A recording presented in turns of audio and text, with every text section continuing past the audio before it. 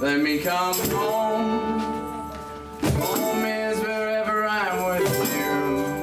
Our home, yes I am home. Home is when I'm alone with you. Alabama, Arkansas. I can love my mom and pop. Boats and waterfalls. Alleyways and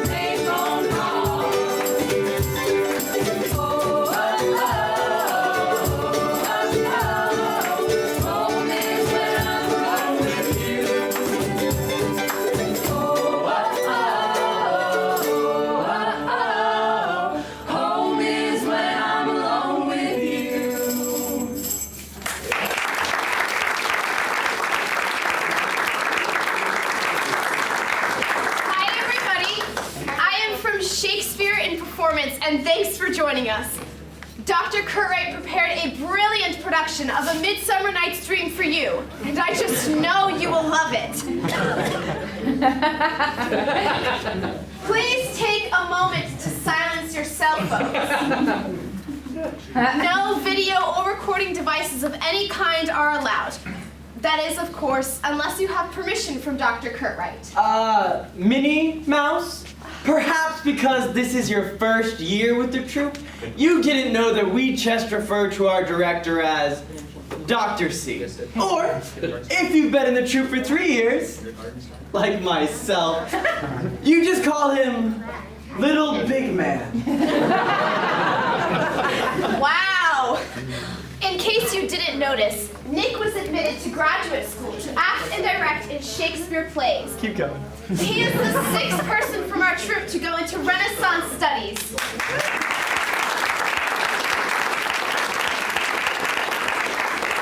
And, little buddy, when I am directing my own plays, I promise I won't forget about all the little people who helped make me so famous.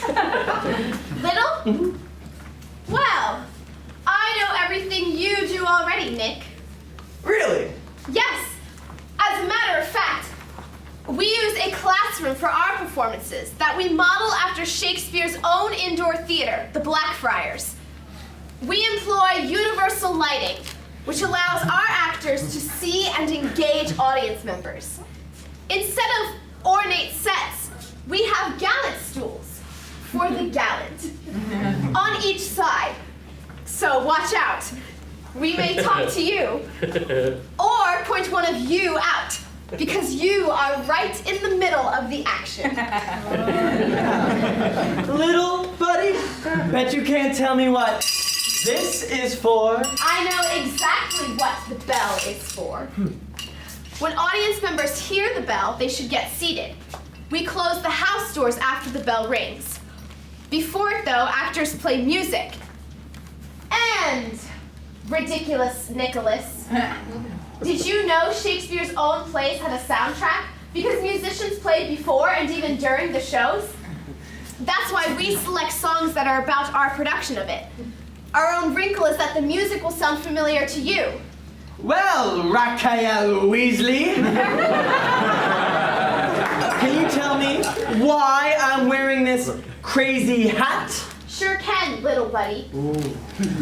All our tickets are free, but if you would like to make a goodwill offering to support our hard work and to support Dr. C's Shakespeare in performance, just leave your cash gift for us in the hat that Nick has at the end of the show.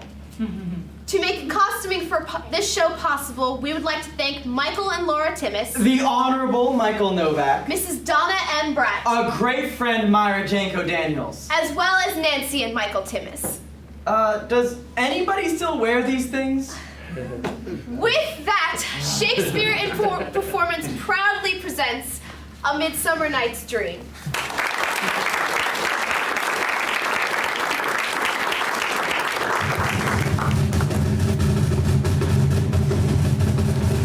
Aha! We. Now, fair Hippolyta, our nuptial hour draws on apace. 4 happy days bring in another moon, but oh, methinks how slow this old moon wanes.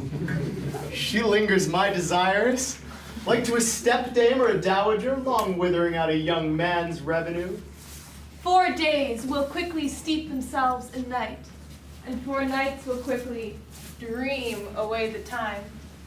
And then the moon, like to a silver bow, new bent in heaven, shall behold the night of our solemnity. Go, Philostrata!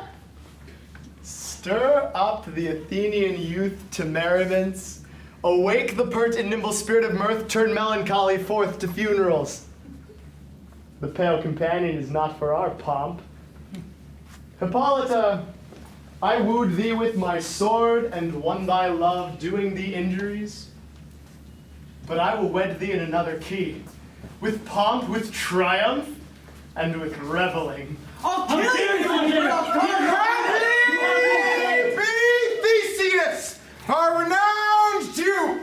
Methinks, good Aegeus. What's the news with thee? Full of vexation come I, with complaint against my child, my daughter, Hermia! Stand forth, Demetrius. My noble lord, this man hath my consent to marry her. Stand forth, Lysander. And my gracious duke, this man hath bewitched the bosom of my child. Thou, Lysander, thou hast given her rhymes and interchanged love tokens with my child. Thou hast by moonlight at her window sung with feigning voice verses of feigning love, and stolen the impression of her fantasy with bracelets of thy hair, rings, scarves, conceits. With cunning hast thou pierced my daughter's heart, turned her obedience, which is due to me, to stubborn harshness.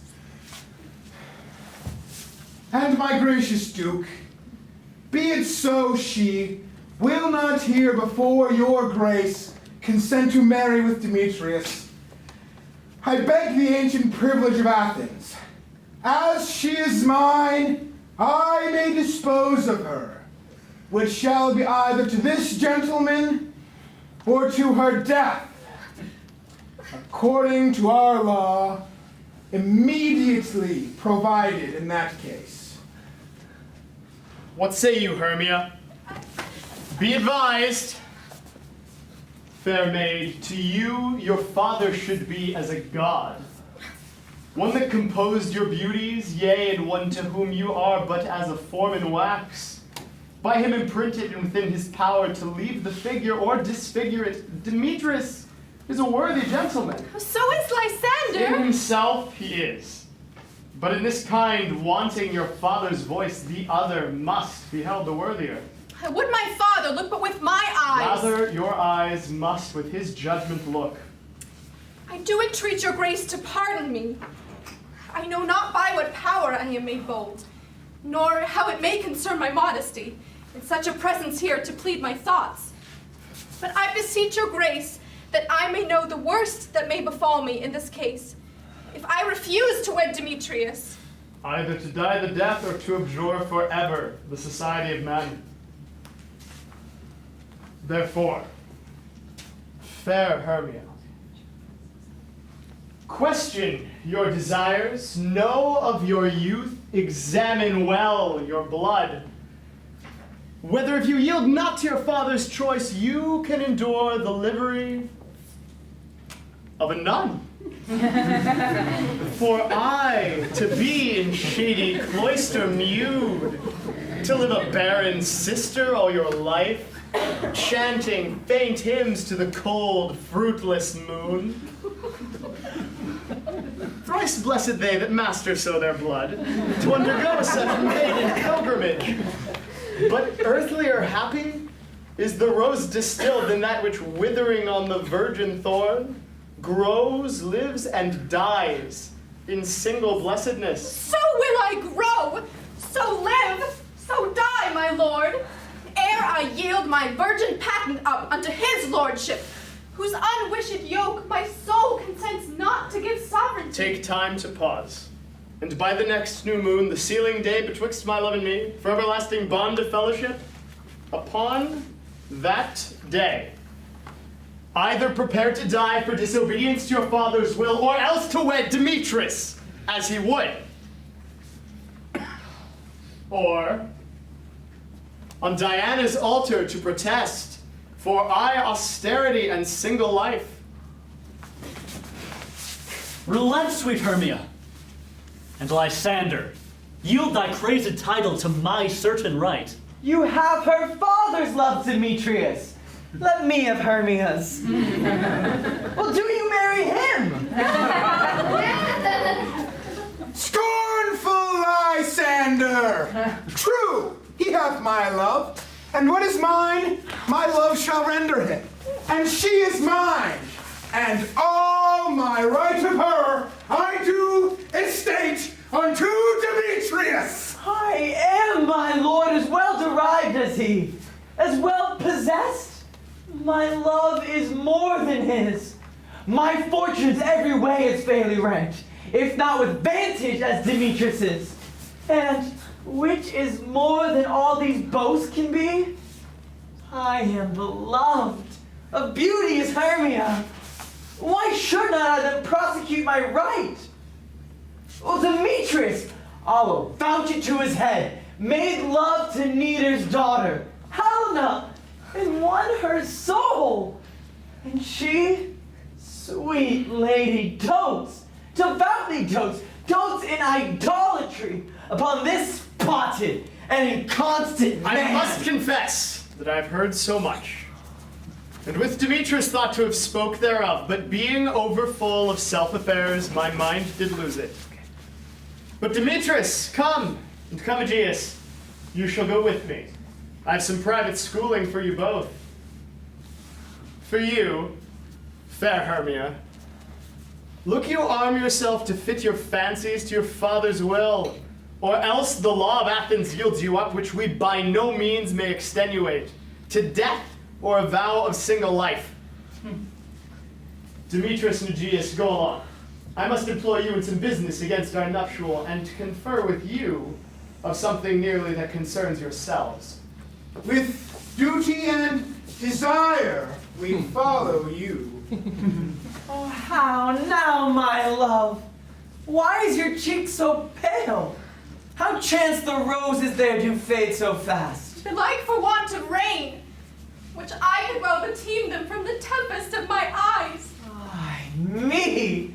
For aught that I could ever read, could ever hear by tale or history, well, the course of true love never did run smooth, but either it was different in blood, Oh, cross, too high to be enthralled to low. or else misgrafted in respect to years, Oh, spite, too old to be engaged to young. or else it, well, stood upon the choice of friends, Oh, hell, to choose love by another's eyes? or if there were a sympathy in choice, war, death, or sickness did lay siege to it, making it momentary as a sound, swift as a shadow, short as any dream. So, quick bright things come to confusion.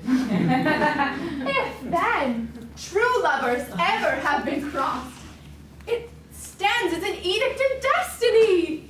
Then let us teach our trial patience, because it is a customary cross, as due to love as thoughts and dreams and sighs, wishes and tears, poor fancy's followers.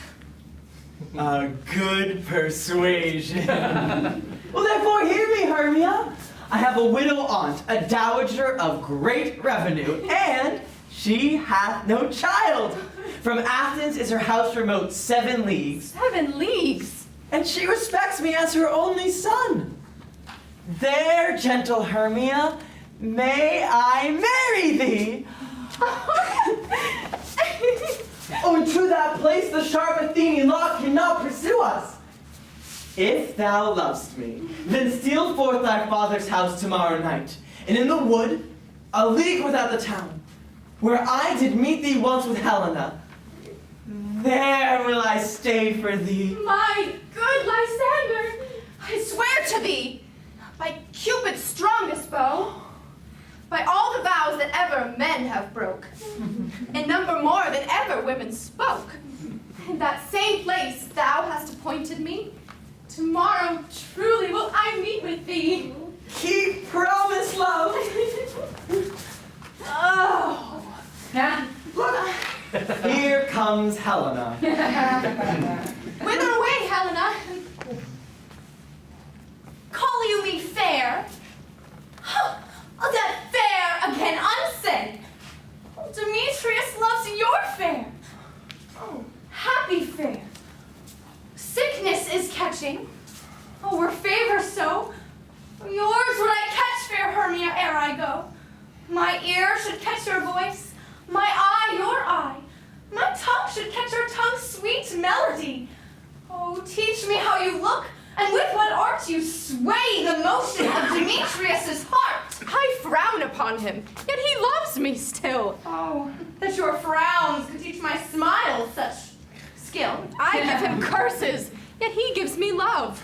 Oh, that my prayers could such affection move. The more I hate, the more he follows me. The more I love, the more he hateth me. His folly, Helena, is no fault of mine. Oh, none but your beauty. Would that fault were mine. Take comfort. He no more shall see my face. Lysander and myself shall hide this place. Before the time when did Lysander see, seemed Athens as a paradise to me. Oh, then what graces in my love do dwell, that he hath turned a heaven unto a hell. Helen, to you our minds we will unfold. Tomorrow night, when Phoebe doth behold her silver visage in a watery glass, a time that lovers' flights doth still conceal, well, to Athens' gates have we devised to steal. And in the wood, where often you and I, upon faint primrose beds, were wont to lie, emptying our bosoms of their counsel sweet, there Lysander and myself shall meet.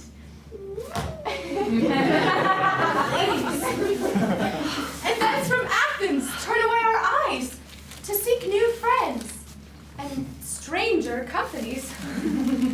Farewell, sweet playfellow. Pray thou for us, and good luck grant me thy Demetrius. Keep word, Lysander. We must starve our sight from lover's food till morrow, deep midnight. I will, my Hermia. And Helena, adieu. As you on him, Demetrius dote on you. How happy some or other some can be. Through Athens I am thought as fair as she. But what of that? Demetrius thinks not so. He will not know what all but he do know. And as he errs, doting on Hermia's eyes, so I, admiring of his qualities, of things base and vile, holding no quantity. Love can transpose to form and dignity. Love looks not with the eyes, but with the mind, and therefore is winged Cupid painted blind. Nor hath love's mind of any judgment taste. Wings and no eyes figure unheedy haste. And therefore is love said to be a child.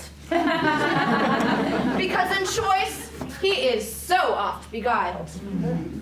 As waggish boys in game themselves forswear, so the boy love is perjured everywhere.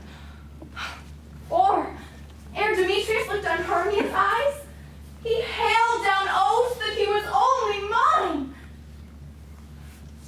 And when this hail some heat from Hermia felt, so he dissolved, and showers of oaths did melt.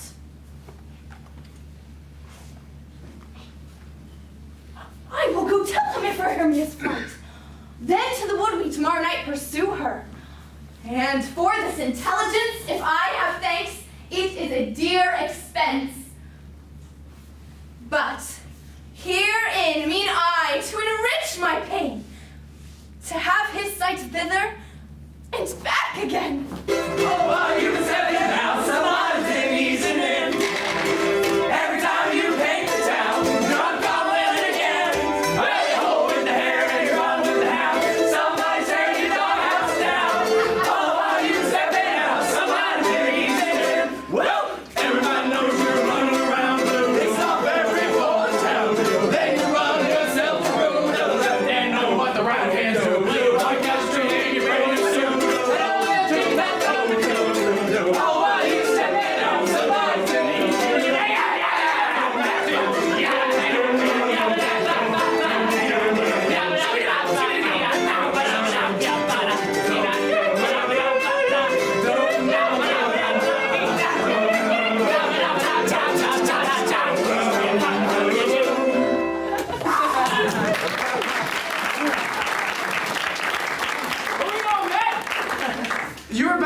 follow him generally, man by man, according to the script.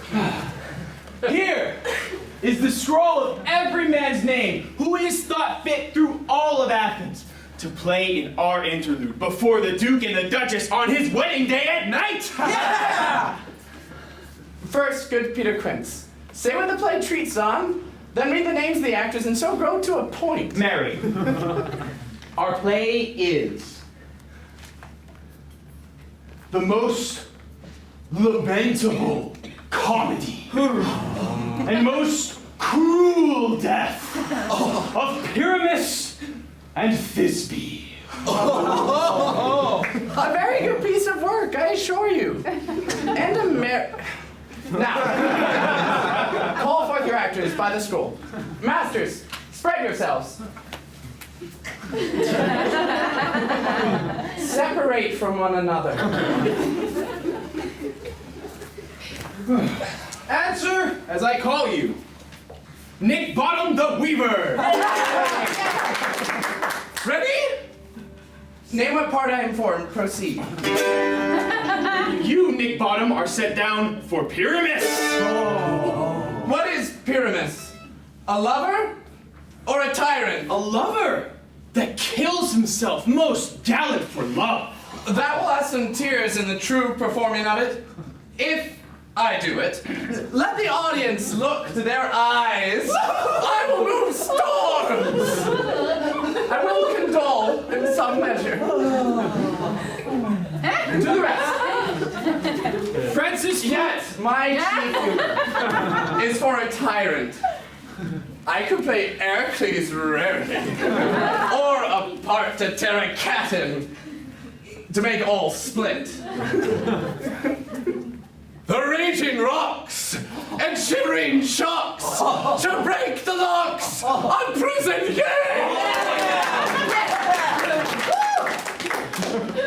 This was lofty. Now, name the rest of the players. Francis. This is Heracles' vein. A tyrant's vein. A lover is more condoling.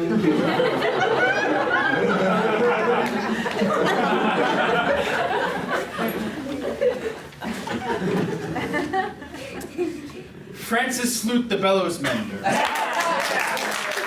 Here, Peter Quince. Flute, you must take Thisbe on you. Yeah! What is Thisbe? A wandering knight?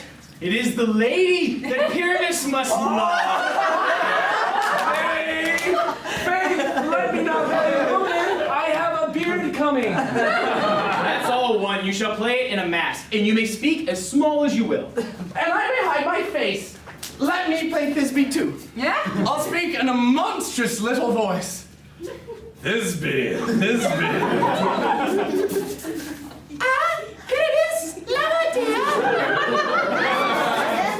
That Thisbe dear and the lady.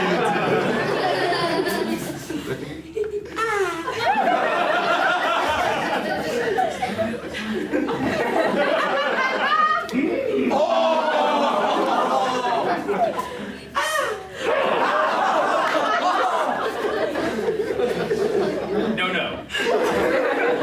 You must play Pyramus. And Flute, you Thisbe. Well, proceed. Robin Starveling the tailor. Here, Peter Quince. Robin Starveling, you must play Thisbe's mother. Tom Snout the tinker. Here, Peter Quince. Tom Snout, you must play Pyramus's father. Myself, Thisbe's father. Snug the joiner, you the lion's part. And I hope here is a play well fitted. Have you the lion's part written? I pray you, if it be, give it me, for I am slow of study. You may do it extempore. For it is nothing but roaring. Let me play the lion too. I will roar that I will do any man's heart good to hear me. I will roar that I will make the Duke say, let him roar again. Let him roar again.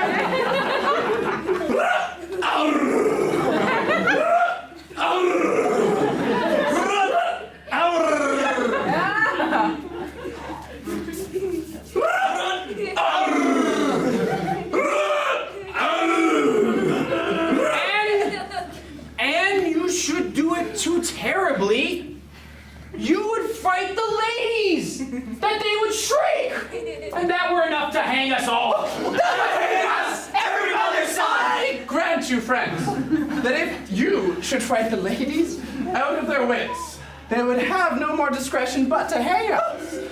But I will aggravate my voice, so that I will roar you as gently as any sucking dove.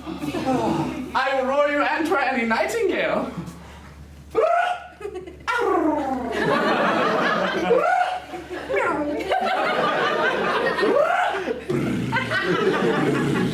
You can play no part but Pyramus! For Pyramus is a sweet-faced man, a most proper man, as one should see in a summer's day, a most lovely, gentleman-like man. Therefore, you must needs play Pyramus! Well, I will undertake it. Masters! Here are your parts. And I am to entreat you, request you, and desire you to con them by tomorrow night and meet me in the palace wood, a mile without the town, by moonlight. There we will rehearse. For if we are to meet in the city, we will be dogged with company and our devices known. In the meantime, I shall draw up a bill of properties such as our play wants. I pray you, fail me not. We will meet, and there we may rehearse most obscenely. And courageously. Yeah! Take pains. Be perfect. Adieu. At the Duke's Oak we meet.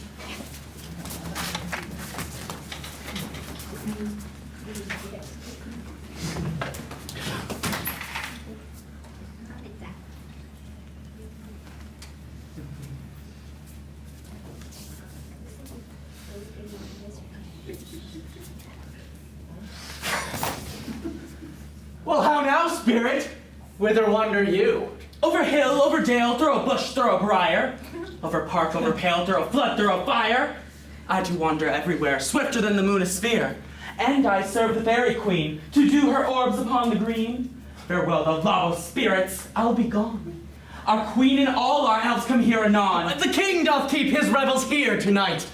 Take heed the queen come not within his sight.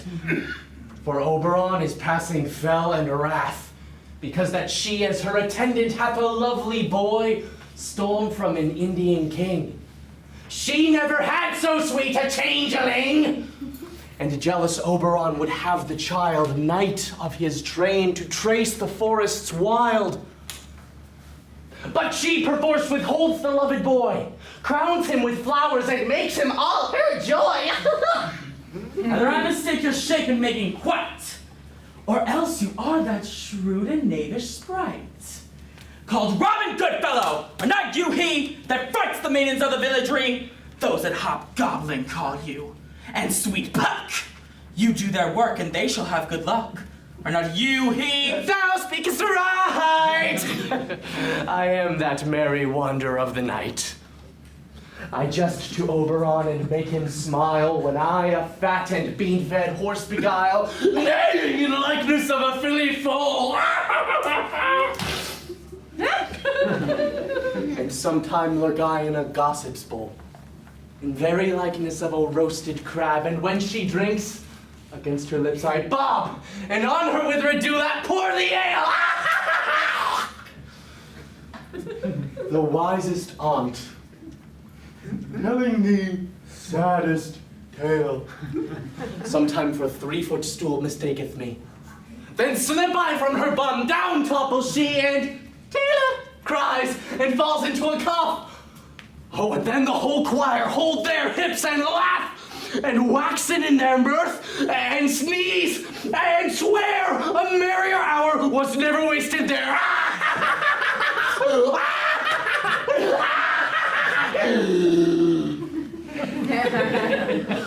But room fairy, here comes Oberon! Wow! And here my mistress, with that he was ill met my moonlight proud Titania. What? Jealous Oberon!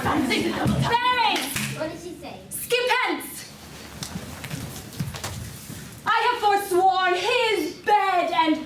company. Tarry! Rash wanton, am not I thy lord? Then I must be thy lady. But I know when thou hast stolen away from fairyland, and in the shape of Corin sat all day, playing on pipes of corn and versing love to amorous Phillida. Why art thou here? But that forsooth the bouncing Amazon, your buskined mistress and your warrior love, to Theseus must be wedded, and you come to give their bed joy and prosperity. How canst thou thus for shame, Titania, glance at my credit with Hippolyta, knowing I know thy love to Theseus? These are the forgeries of jealousy. And never, since the middle summer spring, met we on hill, in dale, forest or mead, by paved fountain or by rushy brook, or in the beached margent of the sea to dance our ringlets to the whistling wind. But with thy brawls thou hast disturbed our sport. And therefore mortals want their winter here. No night is now with him or carol blessed. Therefore the moon, the governess of floods, pale in her anger, washes all the air that rheumatic diseases do abound. And thorough this distemperature, we see the seasons alter. The spring, the summer, the childing autumn, angry winter change their wonted liveries, and the mazed world, by their increase, now knows not which is which. And this same progeny of evils comes from our debate, from our dissension. We are their parents and originals. Do you amend it, then it lies in you. Why should Titania cross her Oberon? I do but beg a little changeling boy to be my henchman. Set your heart at rest. The fairyland buys not the child of me. His mother was a votress of my order, and in the spiced Indian air by night full often hath she gossiped by my side, and sat with me on Neptune's yellow sands, marking the embarked traders on the flood. But she, being mortal, of that boy did die, and for her sake do I rear up her boy, and for her sake I will not part with him! How long within this wood intend you stay? Perchance till after Theseus' wedding day. If you will patiently dance in our round and see our moonlight revels, go with us. If not, shun me, and I will spare your haunts. Give me that boy, and I will go with thee. Not for thy fairy kingdom. Fairies, away! We shall chide downright if I longer stay! Well, go thy way. Thou shalt not from this grove till I torment thee for this injury. My gentle Puck, come hither.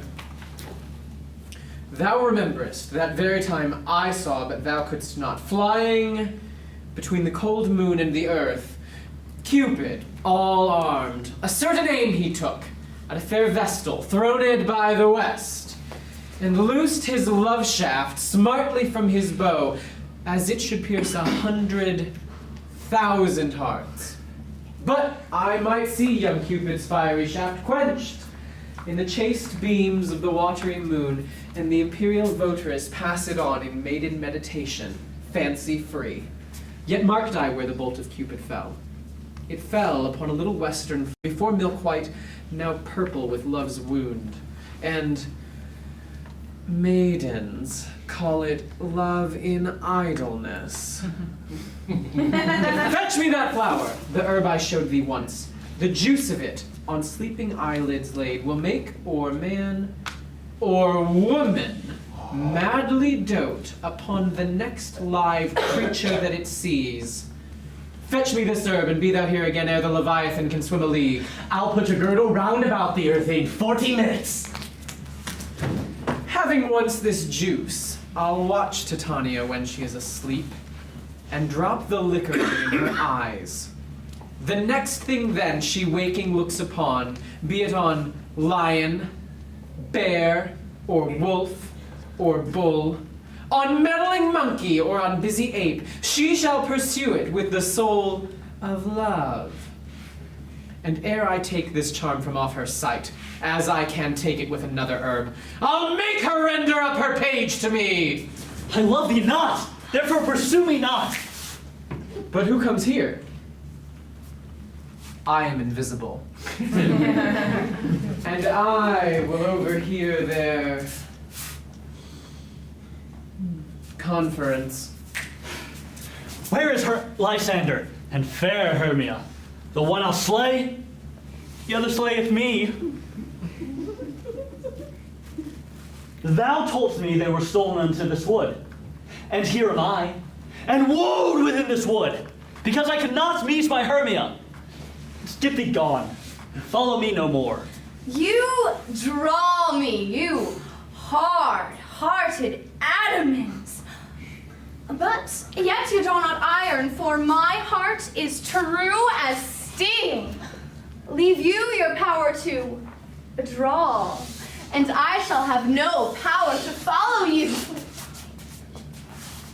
Do I entice you?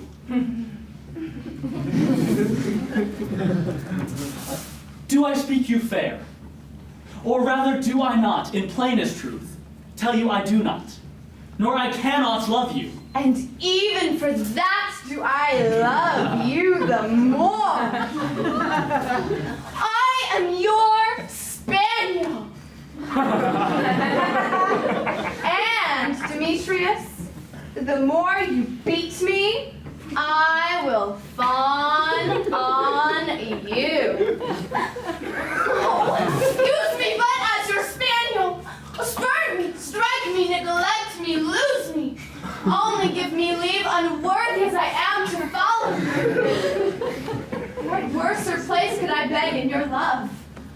And yet a place of high respect with me, than to be used as you use your dog. Tempt not too much the hatred of my spirit, for I am sick when I do look on thee. And I am sick when I look not on you. You do impeach your modesty too much. To leave the city and commit yourself into the hands of one that loves you not.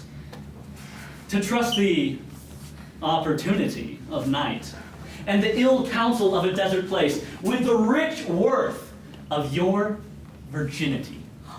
Your virtue is my privilege. For that it is that night when I do see your face. Therefore, I think I am not in the night. Nor doth this wood like worlds of company. For you and my respect are all the world. Then how can it be said I am alone, when all the world is here to look on me? I'll run from thee, and hide me in the brakes, and leave thee to the mercy of wild beasts. The wildest hath not such a heart as you. Run when you will. The story shall be changed. Apollo flies and Daphne holds the chase.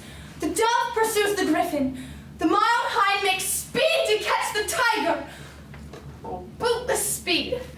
When cowardice pursues and valor flies. I will not say thy questions. Let me go!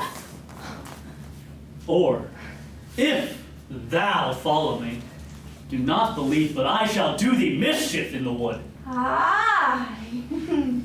In the temple, in the town, the field, you do me mischief. Oh, fie, Demetrius! Your wrongs to set a scandal on my sex. We cannot fight for love as men may do. We should be wooed. And we're not made to woo. I'll follow thee, and make a heaven of hell, to die upon the hand I love so well. Fare thee well, nymph. Ere he do leave this grove, thou shalt fly him, and he shall seek thy love. Welcome, wanderer. Hast thou the flower there? Aye, there it is. I pray thee give it me. I know a bank where the wild thyme blows, where ox lips and the nodding violet grows, there sleeps Titania sometime of the night, lulled in these flowers with dances and delight. And with the juice of this, I'll streak her eyes and make her full of hateful fantasies. Take thou some of it. And seek through this grove. A sweet Athenian lady is in love with a disdainful youth. Anoint his eyes, but do it when the next thing he espies may be the lady. Thou shalt know the man by the Athenian garments he hath on.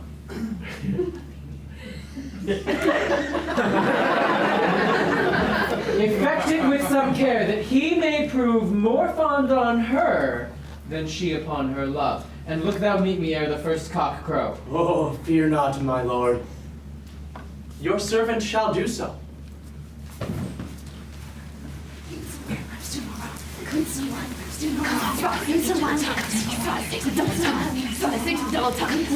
Come! Now a roundel and a fairy song. Then for the third part of a minute, hence, to make my small elves coats. And some keep back the clamorous owl that nightly hoots and wonders at our quaint spirits. Sing me now asleep, then to your offices, and let me rest.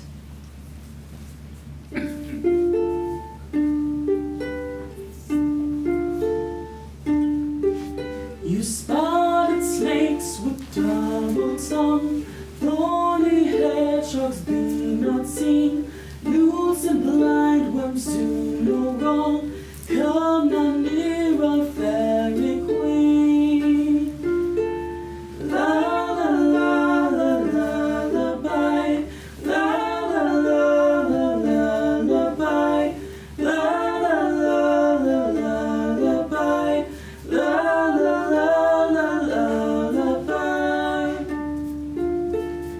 Never harm nor spell nor charm, come our lovely lady nigh. So good night with lullaby. La la la la la la bye, la la la la la la bye, la la la la la bye, la la la la la bye. Hence away, now all is well. When a loose sand sentinel.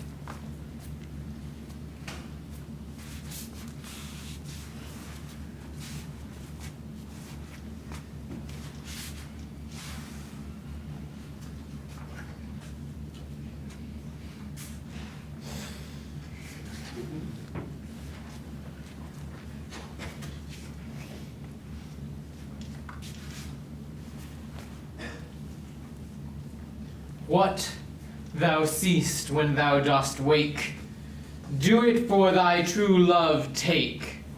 Love and languish for his sake. Be it ounce or cat or bear, pard or boar with bristled hair, in thy eye that shall appear when thou wakest, it is thy dear. Wake when some vile thing is near.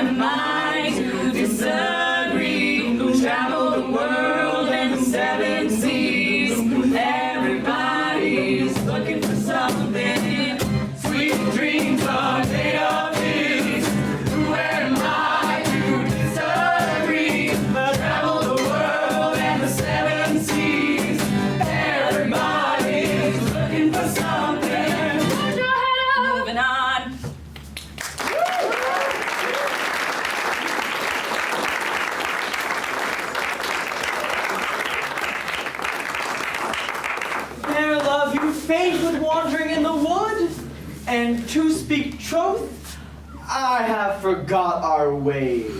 Well, rest us, Hermia, if you think it good, and tarry for the comfort of the day. Be it so, Lysander. Find you out of bed, for I upon this bank will rest my head. One turf shall serve as pillow to us both. One heart, one bed, two bosoms, and one truth. Nay, good Lysander, for my sake, my dear, lie further off. Do not lie so near. Oh, take the sense, sweet, of my innocence. Love takes the meaning of love's conference. I mean that my heart unto yours is knit, so that but one heart we can make of it. Two bosoms interchained with an oath, so then, two bosoms and a single troth. Then by your side no bedroom me deny, for lying so, Hermia, I do not lie. Lysander riddles very prettily. Now, much beshrew my manners and my pride, if Hermia meant to say Lysander lied. But, gentle friend, for love and courtesy lie further off.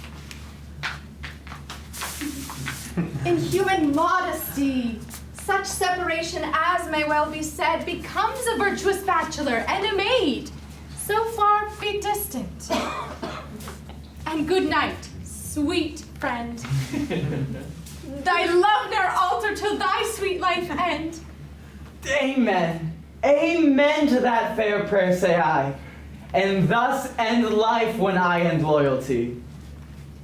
Here is my bed. Sleep give thee all his rest. With half that wish, the wisher's eyes be pressed.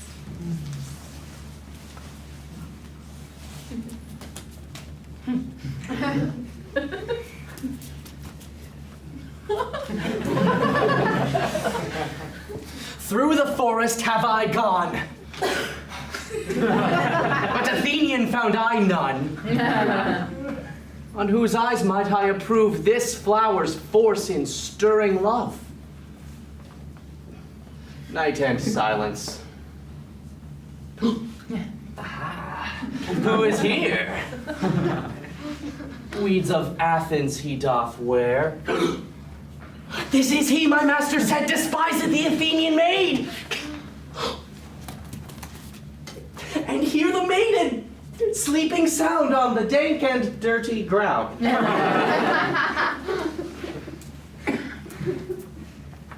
Pretty soul. She durst not lie near this lack love, this kill courtesy. Churl, upon thy eyes I throw all the power this charm doth owe. When thou wakest, oh, let love forbid sleep his seat on thy island. So awake when I am gone, for I must now to Oberon. Oh, stay!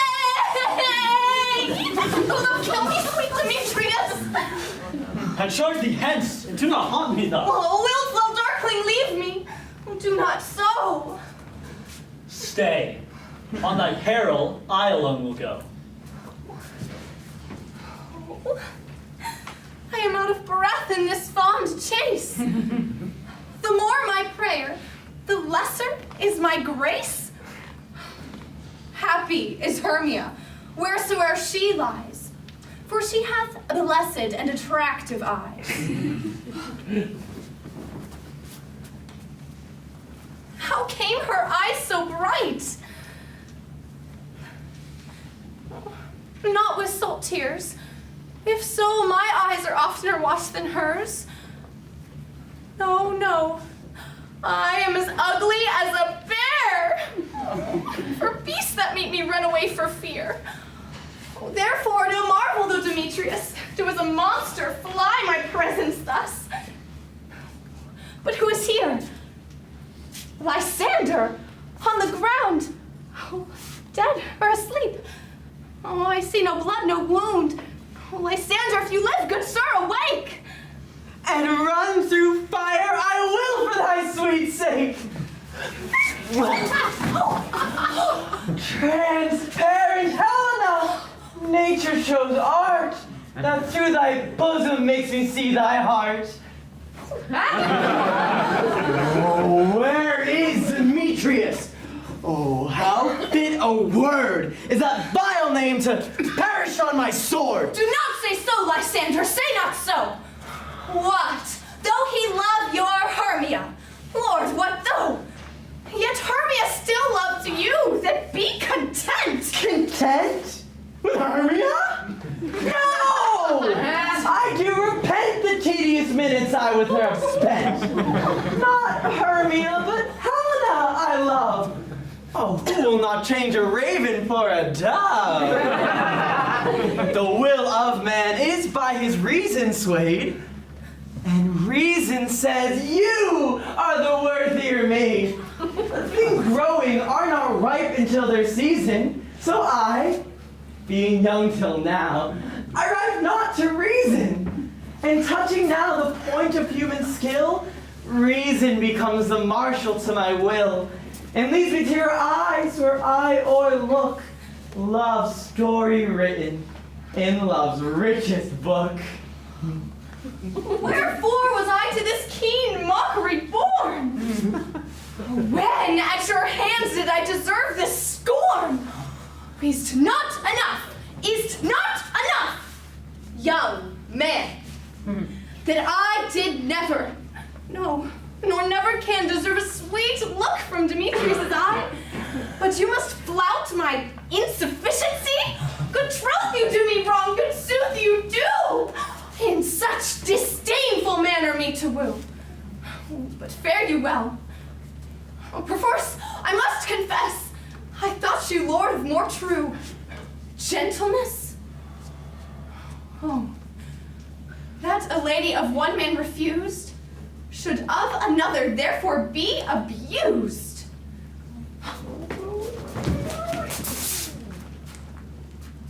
She sees not Hermia.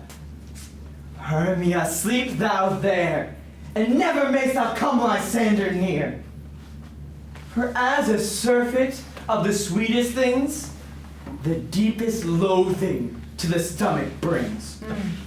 Or as the heresies that men did leave are hated most by those they did deceive.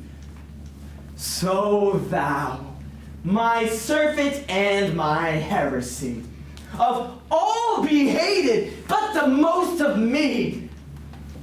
Oh, in all my powers, address your love and might to honor Helen and to be her knight. Help me, Lysander, help me! Do thy best to pluck this crawling serpent from my breast! I mean, for pity, what a dream was here! Lysander, look how I do quake with fear!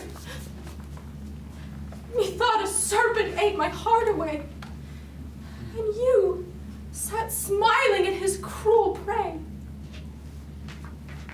Lysander? What? Removed? Lysander! Lord! What? Out of hearing? Gone? No sound, no word. Alack! Where are you? Speak! And if you hear, speak of all loves.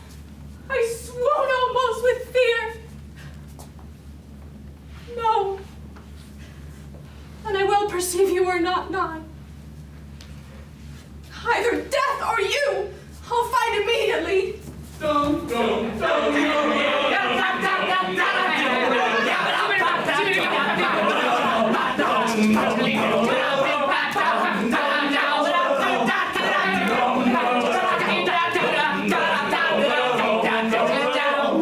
Oh, yeah.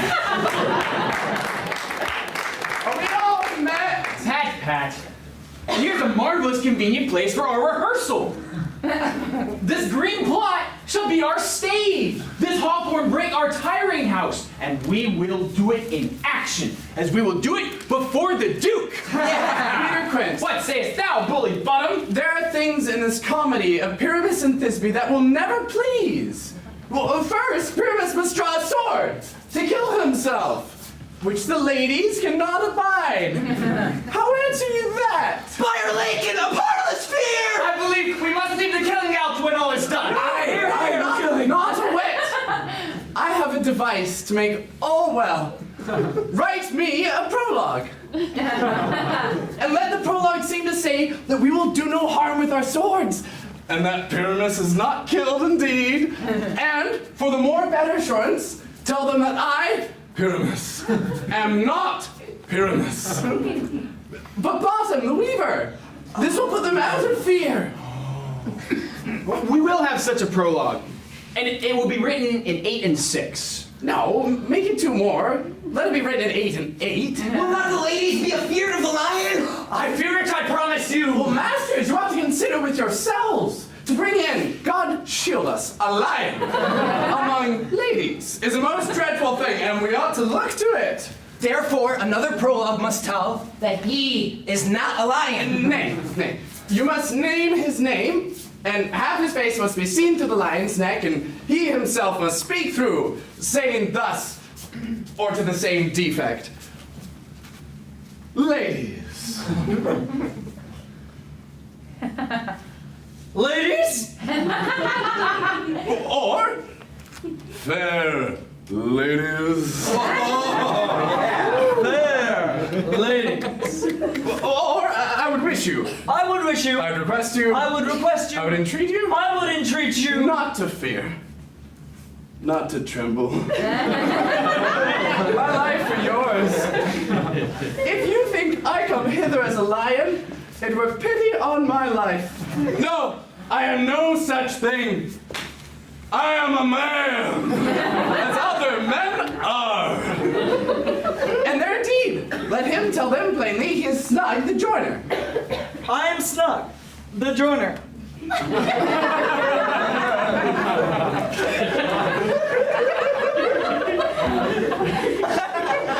Well, it shall be so. But there is two hard things. First, to bring moonlight into the chamber. For Pyramus and Thisbe, as you know, did meet by moonlight. Doth the moon shine that night we play our play? I calendar. Look in the almanac. Find out moonshine. Yes, it does shine that night. Why then, may you leave a casement of the great chamber window where we play open, and the moon may shine in at the casement. Or else one must come in with a lanthorn and a bush of thorns and say he comes to disfigure or to present the person of moonshine. But then there is another thing. We must have a wall in the great chamber. For Pyramus and Thisbe, so says the story, did talk through the chink of a wall. You can never bring in a wall! What say you, Bottom? Some man or other must present wall, and let him signify wall, and let him hold his fingers thus, and let him hold his fingers thus,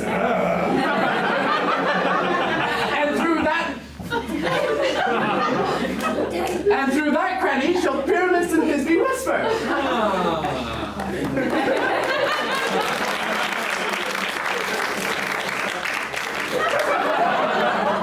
That may be that all is well. Come, sit down, every mother's son, and rehearse your parts. Pyramus, you begin. When you have finished, enter into that break, and so everyone according to his cue. What hempen homespuns have we swaggering here? So near the cradle of the fairy queen. What? A play toward? I'll be an auditor. An actor too, perhaps? If I see cause. Speak, Pyramus! Thisbe, stand forth. Thisbe! The flowers of Odious savor sweet. Odors. Odors savor sweet. So hath thy breath, my dearest Thisbe dear. But hark! A voice. Stay thou but here a while, and by I will to thee appear. A stranger Pyramus than e'er played here. Must I speak now? Aye, marry, must you, for you are to know that he goes to see a noise that he has heard and is to come again. Almost radiant Pyramus, almost lily white of hue, of the color like the red rose and triumphant briar, as true as horse, that yet would never turn. I'll meet thee, Pyramus, at Ninny's tomb. Ninny's tomb, man! Why, you must not speak that yet, that you enter to Pyramus. As true as horse, that yet would never tire. If I were fair, Thisbe, I'll follow you! You ready to round here? Sometime a horse I'll be, sometime a hound, a hog, a headless bear, sometime a fire, and neigh, and bark, and grunt, and roar, and burn, like horse, hound, hog, bear, and fire, at every turn!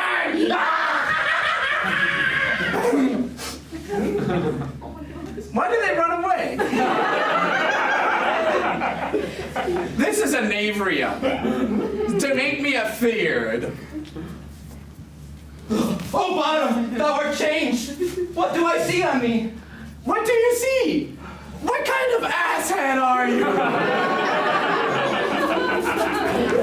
Bless thee, Bottom. Modesty, thou art translated!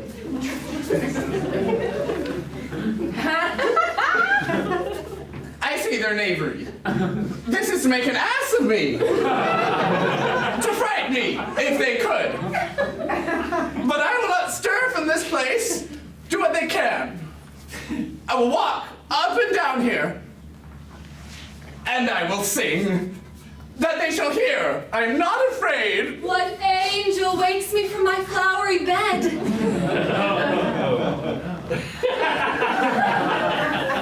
I pray thee, gentle mortal, speak again. Mine ear is much enamored of thy note, so is mine eye enthralled to thy shape. And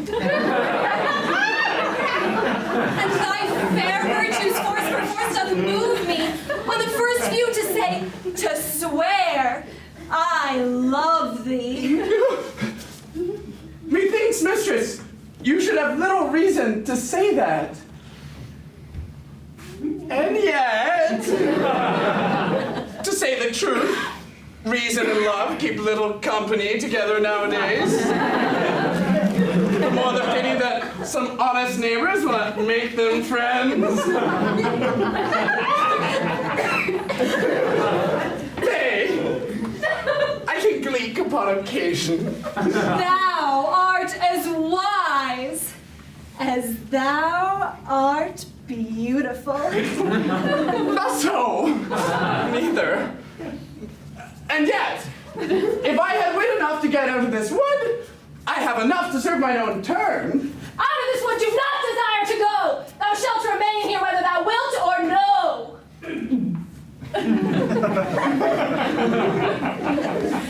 I am a spirit of no common rate. The summer still doth tend upon my state, and I do love thee. Therefore, go with me.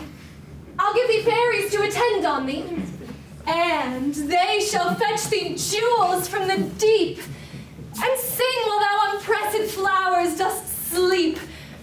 And I will purge thy mortal grossness so that thou shalt like an airy spirit go. Peas blossom, ready, cobweb, and I, moth, and I, and mustard seed, And I, where shall we go? be kind and courteous to this gentleman.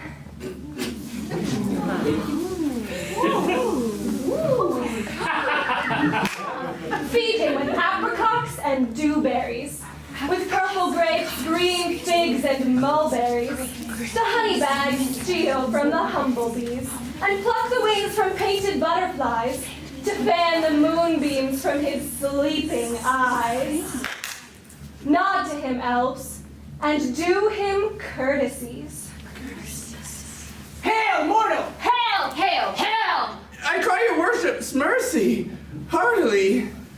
I beseech your worship's name. Cobweb! I shall desire you of more acquaintance, good mistress Cobweb. If I cut my finger, I shall make bold with you. Your name, honest mistress. Peas blossom.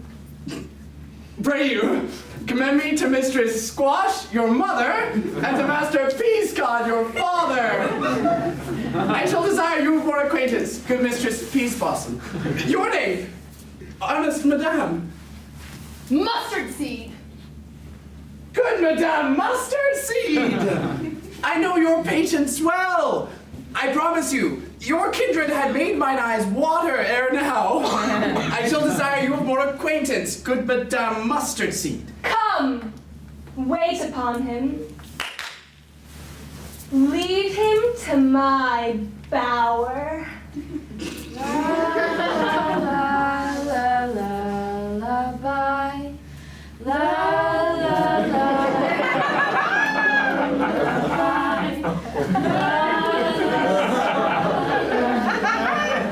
The moon, methinks, looks with a watery eye, and when she weeps, weeps every little flower, lamenting some enforced chastity. Tie up my love's tongue, bring him silently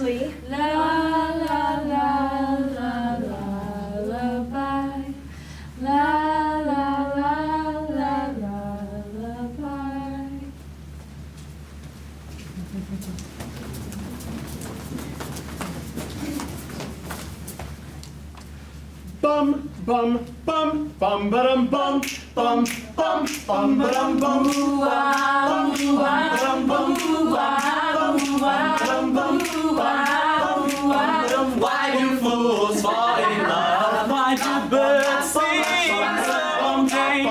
Love is a way to break a day. Why do they fall in love? Why does the rain fall from above? Why do fools fall in love? Why do they fall in love? Love is a losing game. Love can be changed. I know who you see. For that fool is me. Tell me why. Tell me why. Why do they fall in love? Why do birds sing so day? Love the way to break a day. Why do they fall in love? Why does the rain fall from above? Why do fools fall in love? Why do they fall in love? Why does my heart skip a crazy beat? For I know it will reach and be. Tell me why. Tell me why. Why do they fall in love? Why do fools fall in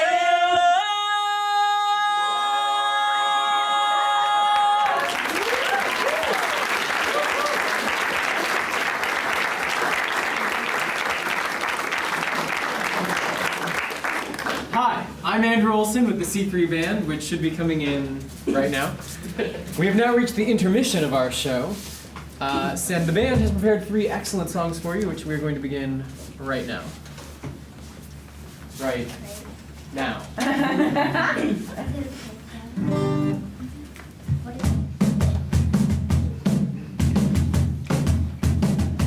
I stayed up too late. Got nothing in my brain. That's what people say. That's what people say. I go on so many days, but I can't make them stay.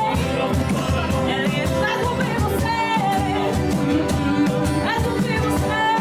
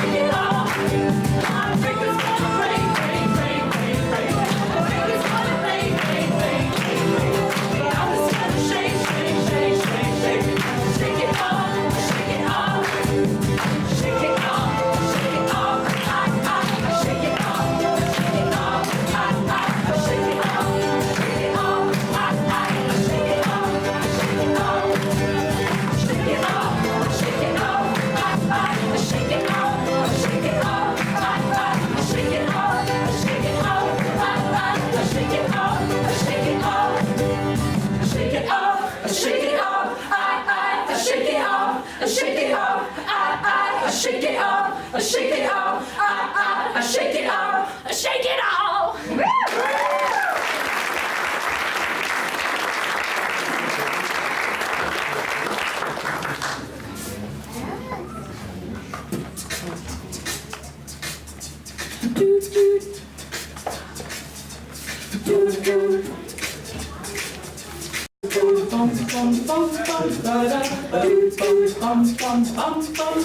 Sometimes I feel I've got to run away. I've got to get away from the pain you drive into the heart of me. The love we share seems to go nowhere, and I've lost my life. For I toss and turn, I can't sleep at night. Once I ran to you, now I run to you. This tainted love you give it, I give you all a boy could give you. Take my tears and pass down to the oh, tainted love, tainted love. Now I know I've got to run away. I've got to get away. You don't really want any more from me to make things right. You need someone to hold you tight, and you think love is to pray. But I'm sorry, I don't pray that way. Once I ran to you, now I run from you. This tainted love you give, I gave you all a boy could give you. Take my tears and that's not nearly all. Tainted love, tainted love. Don't touch me, please. I cannot stand the way you tease. I love you, though you hurt me so. Now I'm gonna pack my things and go. Tainted love, tainted love, tainted love, tainted love. Touch me, baby, tainted love. Touch me, baby, tainted love. Tainted love, tainted love, tainted love.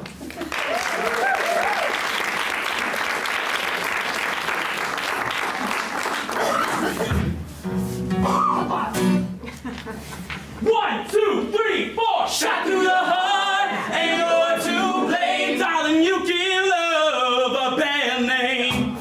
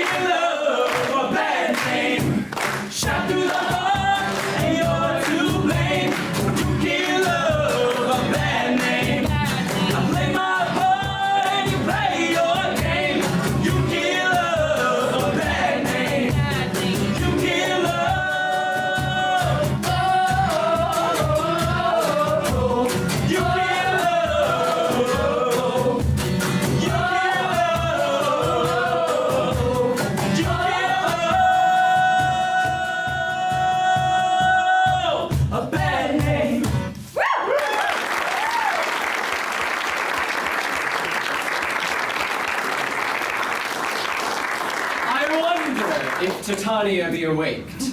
Then, what it was that next came in her eye, which she must dote on in extremity. Wow! Here comes my messenger. How now, mad spirit? What night rule now about this haunted grove? My mistress with a monster is in love!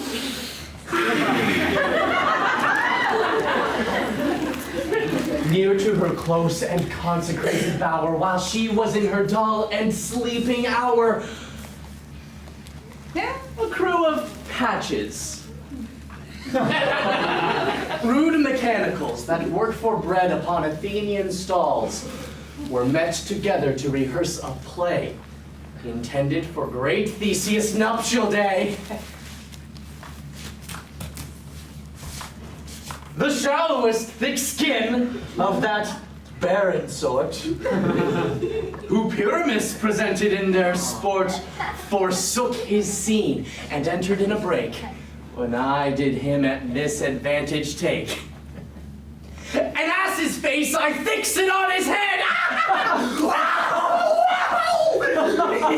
Anon! Is this me? Must be answered, and forth my mimic comes. Oh, when they him spy, as wild geese, oh, very many in sort, rising and clawing at the gun's report, sever themselves and madly sweep the sky.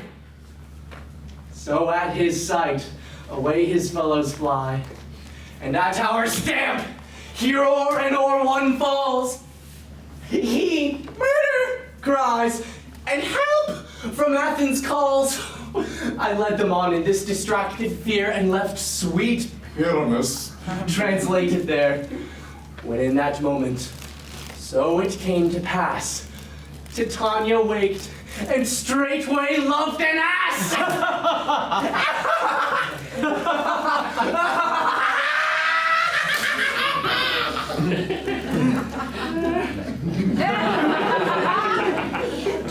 This falls out better than I could devise. But hast thou yet latched the Athenian's eyes with the love juice as I did bid thee do? Oh, I took him sleeping, that is finished too. And the Athenian woman by his side, that when he waked, of force she must be eyed.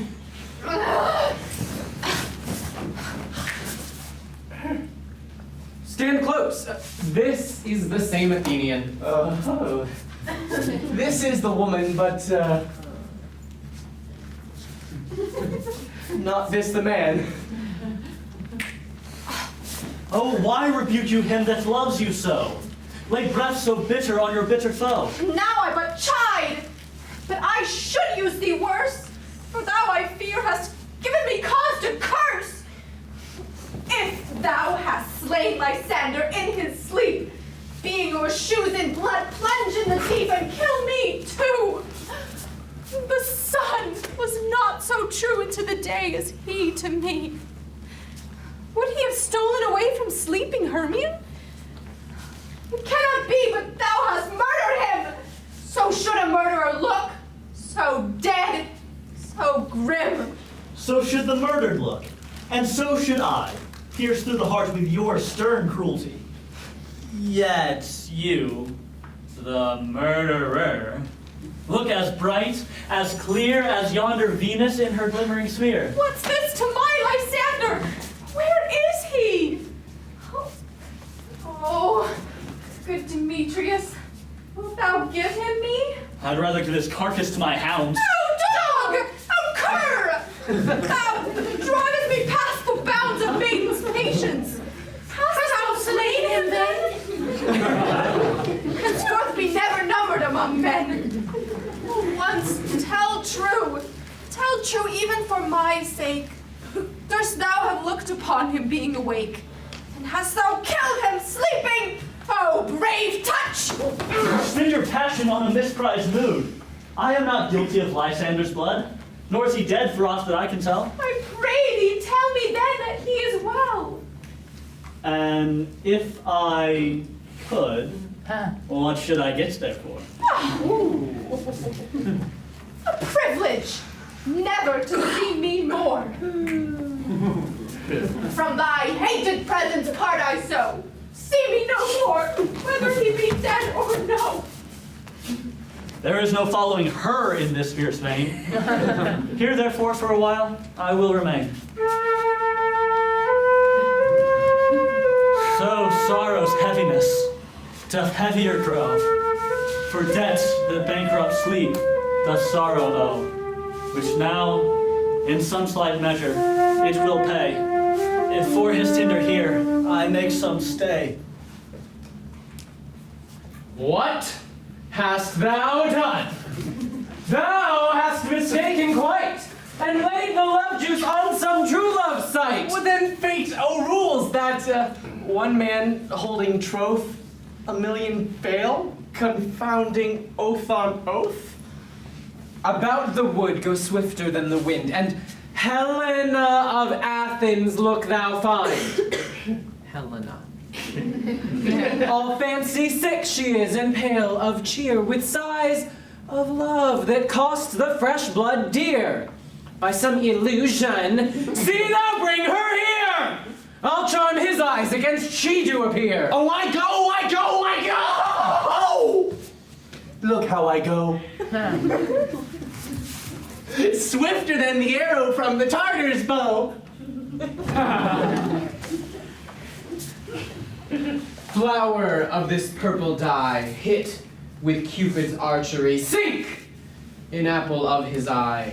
When his love he doth espy, let her shine as gloriously as the Venus of the sky. When thou wakest, if she be by, beg of her for remedy.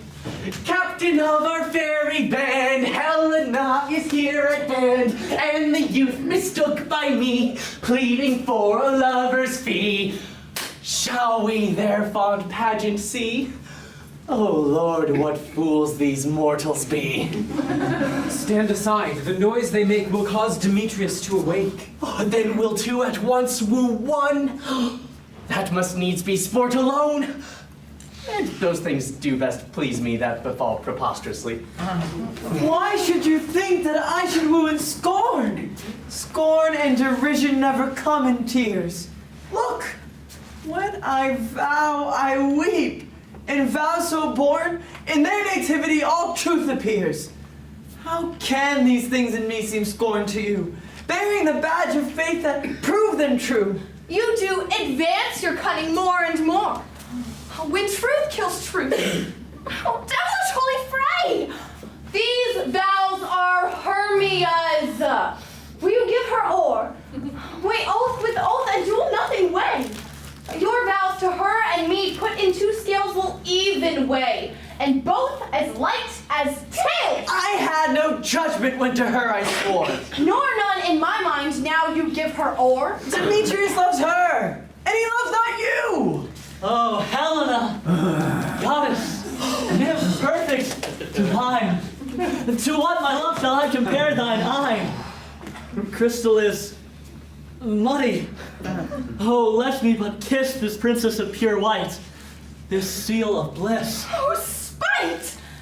Oh, hell! I see you were all bent to set against me for your merriment. If your civil and new courtesy, you would not do me thus much injury. And you not hate me as I know you do, but you must join in souls to mock me too. Oh, if you were men, as men you are in show, you would not use a gentle lady so, to vow and swear and super praise my parts, when I am sure you hate me with your hearts. You both are rivals and love Hermia, and now both rivals to mock Helena, a trim exploit, a manly enterprise to conjure tears up in a poor mate's eyes with your derision. None of noble sort would so offend a virgin, and extort a poor soul's patience, all to make you sport. You are unkind, Demetrius. Be not so, for you love Hermia. This you know I know. And here, with all goodwill, with all my heart, in Hermia's love I yield you up my part, and yours of Helena to me bequeath. whom I do love, and will do till my death. Never did mockers waste more idle breath. Lysander, keep thy Hermia. I will none. If e'er I loved her, all that love is gone. My heart to her, but as guestwise sojourn. And now to Helen, is at home returned, there to remain. Helen, it is not so! Disparage not the fate thou dost not know. Oh. Look, where thy love comes, yonder is thy dear. Thou art not by mine eye, Lysander, found. Mine ear, I thank it, brought me to thy sound. But why unkindly didst thou leave me so? Why should he stay, whom love doth press to go? What love could press Lysander from my side? Lysander's love, that would not let him bide. Fair Helen, who more engilds the night than all yon fiery O's and eyes of light. Why seek'st thou me? Could not this make thee know the hate I bear thee made me leave thee so? You speak not as you think. It cannot be. Oh! She is one of this confederacy! Oh, now I perceive they have conjoined all three to fashion this false sport in spite of me. Injurious Hermia, most ungrateful maid. Have you conspired? Have you with these contrived to bait me with this foul derision? Oh, is all the counsel that we two have shared, the sisters' vows, the hours that we have spent when we have chid the hasty-footed time for parting us? Oh, is it all forgot? All school days friendship, childhood innocence? Oh, and will you rent our ancient love asunder to join with men in scorning your poor friend? It is not friendly, 'tis not maidenly. Our sex as well as I may chide you for it, though I alone do feel the injury. I am amazed at your passionate words. I scorn you not. It seems that you scorn me. Oh, have you not set Lysander as in scorn to follow me and praise my eyes and face? Oh, it made your other love, Demetrius, who even but now did spurn me with his foot, to call me goddess, nymph, divine and rare, precious, celestial. Wherefore speaks he this to her he hates? And wherefore doth Lysander deny your love so rich within his soul? And tender me? Forsooth affection, but by your setting on, by your consent. I understand not what you mean by Oh, I do persever, counterfeit sad looks, make malice upon me when I turn my back. Wink each at other, hold the sweet jest up. This sport of well carried shall be chronicled. If you have any pity, grace, or manners, you would not make me such an argument. But fare you well. 'Tis partly mine own fault, which death or absence soon shall remedy. Stay, gentle Helena! Hear my excuse. My love, my life, my soul, fair Helena! Oh, excellent! Sweet, do not scorn her so! If she cannot entreat, I can compel. Thou canst no more compel than she entreat. Thy threats have no more strength than her weak prayers. Helen, I love thee. By my life I do.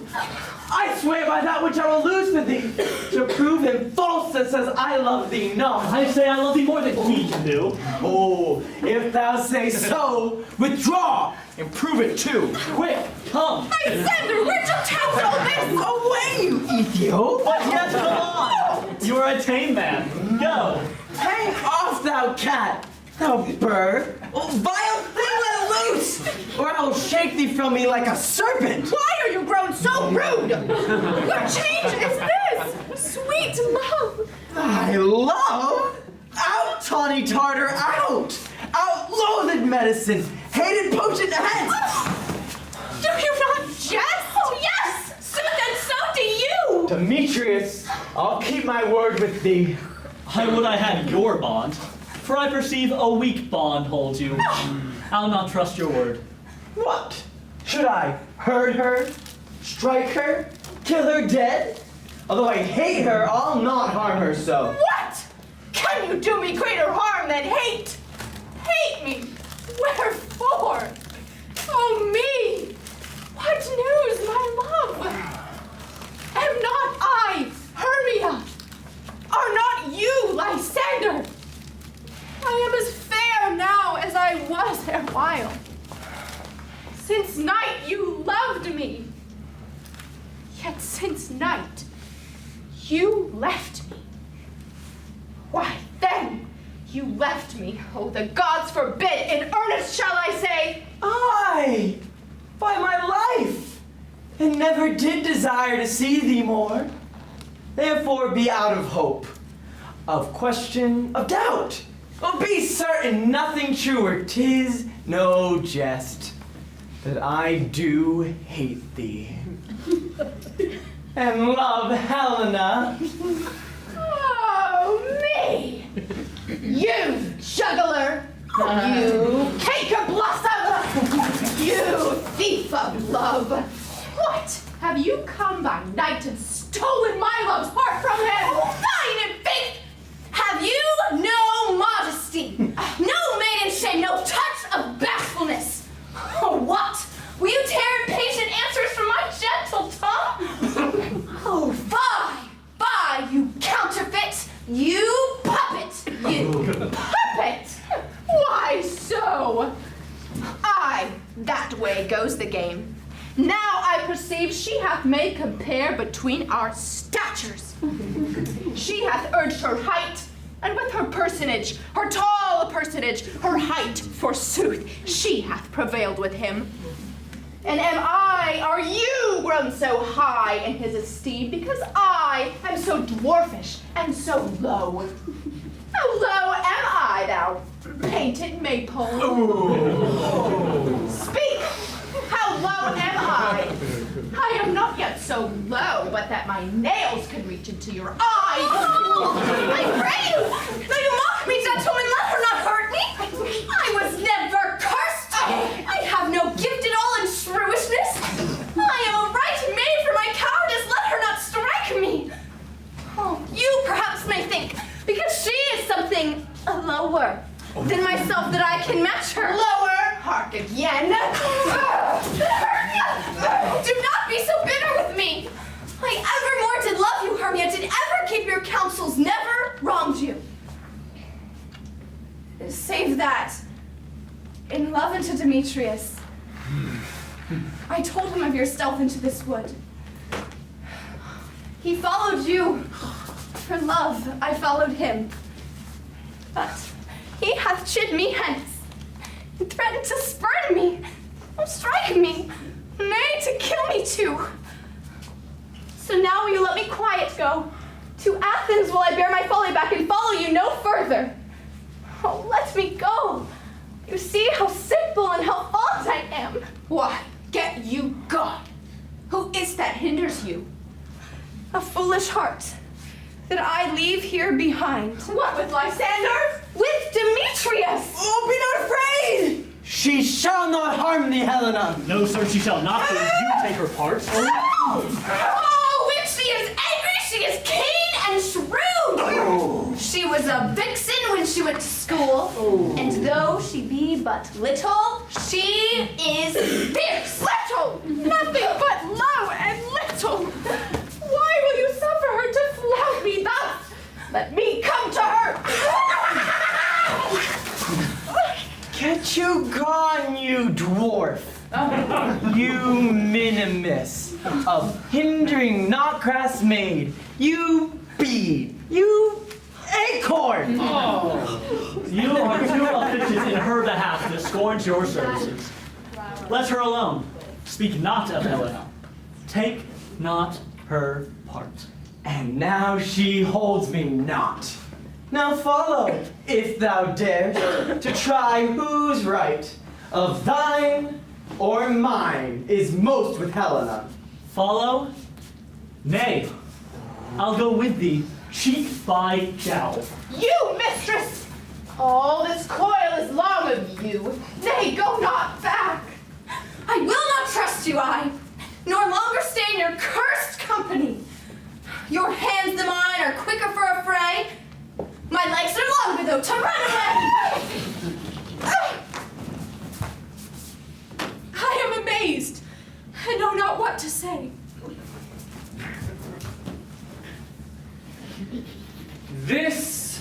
is thy negligence. Still, thou mistakest. Or else commit thy knaveries willfully! Believe me, King of Shadows, I mistook. Did not you tell me I should know the man by the Athenian garment he had on? And so far blameless proves my enterprise, that I have anointed an Athenian's eyes. And so far am I glad it so did sort, as this there jangling I esteem a sport. Thou seest these lovers seek a place to fight. So lead these testy rivals so astray, as one come not within another's way. Like to Lysander, sometime frame thy tongue. Then stir Demetrius up with bitter wrong. And sometime rail thou like Demetrius. And from each other look thou lead them thus, till o'er their brows death counterfeiting sleep, with leaden legs and batty wings doth creep. Then crush this herb into Lysander's eye. Lysander. Whose liquor hath this virtuous property, to take from thence all error with his might, and make his eyeballs roll with wonted sight. When they next wake, all this derision shall seem a dream and fruitless vision. And back to Athens shall the lovers wend, with league whose date till death shall never end. Whilst I in this affair do thee employ, I'll to my queen, and beg her Indian boy, and then I will her charmed eye release from monster's view, and all things shall be peace. Oh, my very lord, this must be done with haste.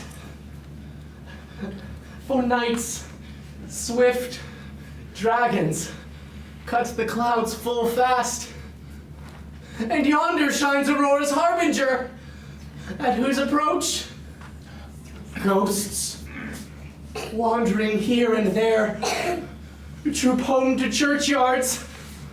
Damned spirits all, that in churchways and crossroads have burial. But we are spirits of another sort. I, with the morning's love, have oft made sport. But notwithstanding, haste, make no delay. We may effect this business yet ere day. Up and down, I will lead them up and down. I am feared in field and town, goblin lead them up and down. Art thou proud, Demetrius? Here comes one. Speak thou now! Here, villain, drawn and ready, where art thou? I will be with thee straight! Follow me, then, to plainer ground. Lysander, speak again! Speak! In some bush, where dost thou hide thy head? Now run away! Thou coward, art thou fled? Thou coward! Art thou bragging to the stars, telling the bushes that thou lookst for wars and wilt not come? Come, recreant, come thou child, I'll whip thee with a rod. He is defiled that draws a sword on thee. Yea, art thou there? Follow my voice, we'll try no manhood here.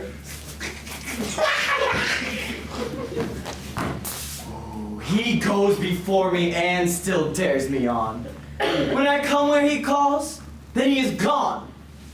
The villain is much lighter heeled than I. I followed fast, but faster he did fly.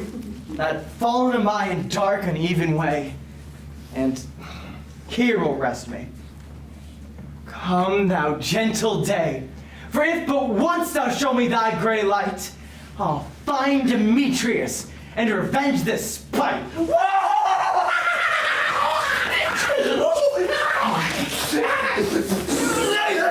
Thou mockst me! Thou shalt buy this deer, if ever I thy face by daylight see. Now go thy way. Faintness constraineth me to measure out my length on this cold bed. By day's approach, look, to be visited. Oh, weary night! O long and tedious night, abate thy hour. Shine comforts from the east, that I may back to Athens by daylight. From these that my poor company detest. And sleep, that sometimes shuts up sorrow's eye.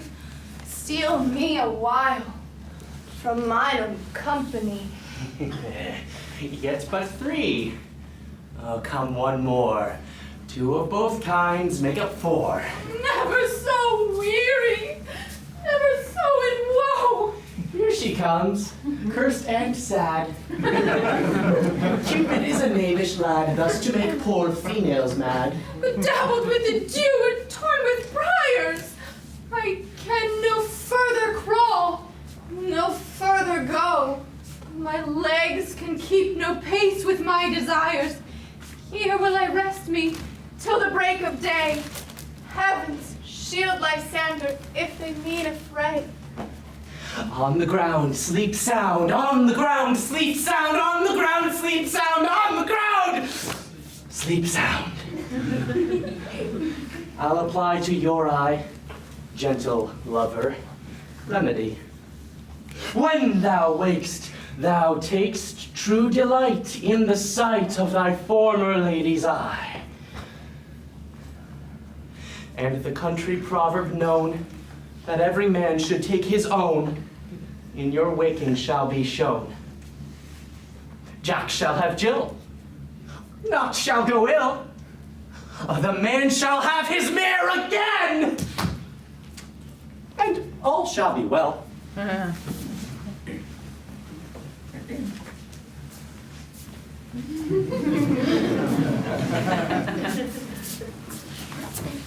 Come, sit thee down upon this flowery bed, while I thy amiable cheeks do coy, and stick musk roses in thy sleek, smooth head, and kiss thy fair, large ears, my gentle joy.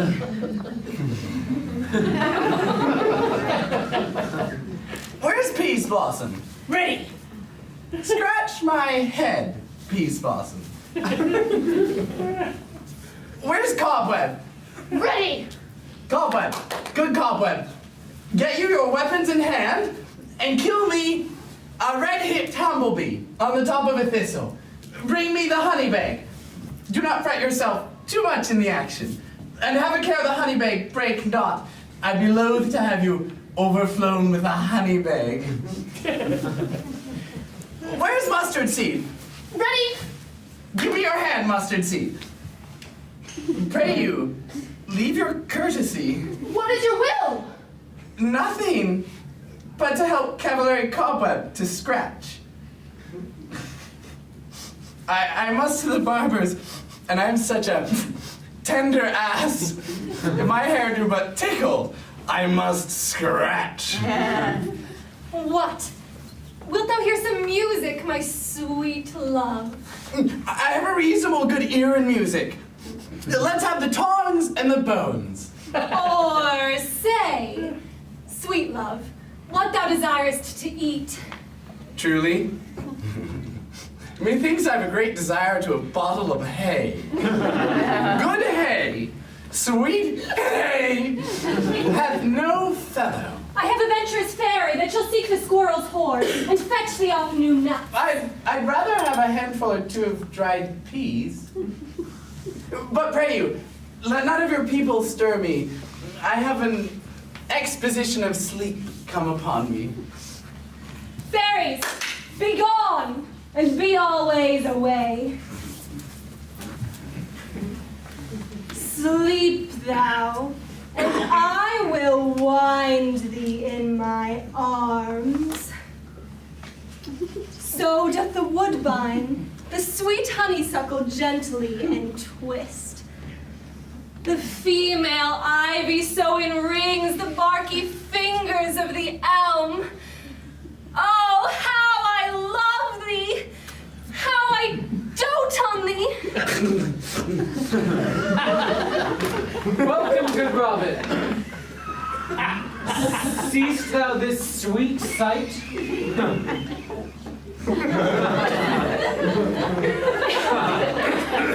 Her dotage now I do begin to pity, for meeting her of late behind the wood, seeking sweet favors from this hateful fool, I did upbraid her and fall out with her, for she his hairy temples then had rounded with a coronet of fresh and fragrant flowers. When I had at my pleasure taunted her, and she in mild terms begged my patience, I then did ask of her changeling child, which straight she gave me, and her fairy sent to bear him to my bower in fairyland. And now I have the boy, I will undo this hateful imperfection of her eyes. And, gentle Puck, take this transformed scalp from off the head of this Athenian swain, that he, awaking when the other do, may all to Athens back again repair, and think no more of this night's accidents, but as the fierce vexation of a dream. But first, I will release the fairy queen.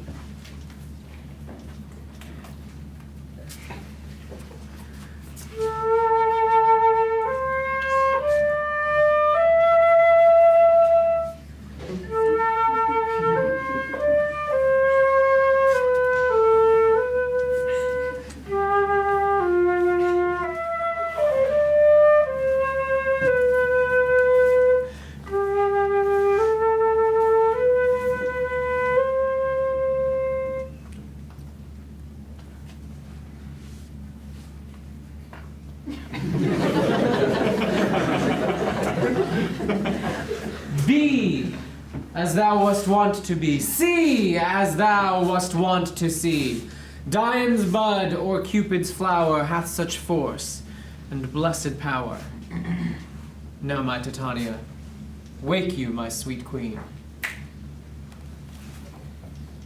My Oberon. What visions have I seen? Methought I was enamored of an ass. There lies your love. How came these things to pass? Oh, how mine eyes do loathe this visage now. Hush, love. Puck, take him off and change his head. When thou wakest, with thine own fool's eyes peep. Oh, come, my queen, take hands and follow me, and leave the ground whereon these sleepers be. Now thou and I are new in amity, and will tomorrow midnight solemnly dance in Duke Theseus' house triumphantly, and bless it to all fair prosperity. There shall the pairs of faithful lovers be wedded with Theseus, all in jollity. Fairy king, attend and mark. I do hear the morning lark. Then, my queen, in silent sad trip we after night is shade, we the globe can compass soon, swifter than the wandering moon. Come, my lord, and in our flight, tell me how it came this night that I, sleeping here, was found with these mortals on the ground.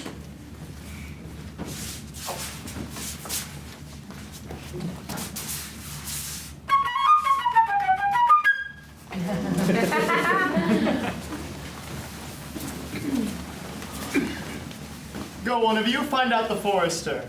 For now our observation is performed, and since we have the wayward of the day, my love shall hear the music of my house. Uncouple in the western valley, let them go. Dispatch, I say, and find the huntsman. We will, fair queen, up to the mountain's top, and mark the musical confusion of hounds and echo in conjunction. Judge when you hear. But soft. What nymphs are these? My lord, this is my daughter here asleep, and this Lysander. This Demetrius is. This Helena, old Neater's Helena. I wonder of their being here together. No doubt they rose up early to observe the rite of May, and hearing our intent came here in grace of our solemnity. But speak, Aegeus. Is not this the day that Hermia should give answer of her choice? It is, my lord. Good morrow, friends! Saint Valentine is past. Begin these woodbirds but to couple now? Pardon, my lord. I pray you all, stand up. I know you two are rival enemies. How comes this gentle concord in the world? That hatred is so far from jealousy, to sleep by hate, and to fear no enmity. My lord, I shall reply amazedly, half sleep, half waking, but as yet I swear, I cannot truly say how I came here. But as I think, for truly would I speak, and now do I bethink me, well, so it is I came with Hermia hither. Our intent was to be gone from Athens, where we might, without the peril of Athene. Enough! Enough, my lord. You have enough. I beg the law upon his head. They would have stolen away, they would, Demetrius, thereby to have defeated you and me. You of your wife, and me of my consent. Of my consent that she should be your wife. My lord, fair Helen told me of their stealth, of this, their purpose hither to this wood. And I in fury hither followed them. Fair Helena in fancy following me. My lord. But good my lord, I know not by what power, but by some power it is. My Hermia, melted as the snow, seems to me now as the remembrance of an idol god, which in my childhood I did dote upon. And all the faith, the virtue of my heart, the object and the pleasure of mine eye, is only Helena. My lord! To her, my lord, was I betrothed ere I saw Hermia. But like in sickness, did I loathe this food. But as in health, come to my natural taste. And now I do wish it, love it, long for it,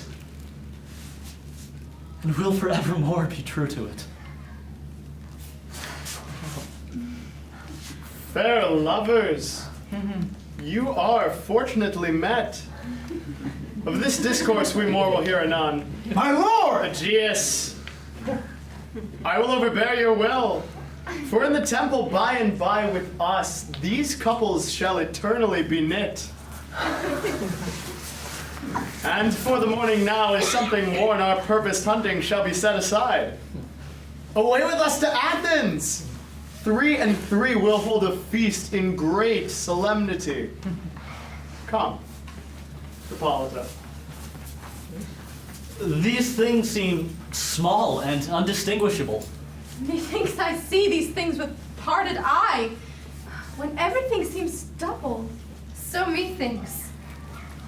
And I have found Demetrius like a jewel. Mine own, and not mine own. Are you sure that we are awake? Do not you think the Duke was here and bid us follow him? Yea, and my father, and Hippolyta. And he did bid us follow to the temple. Why then, we are awake? Let's follow him.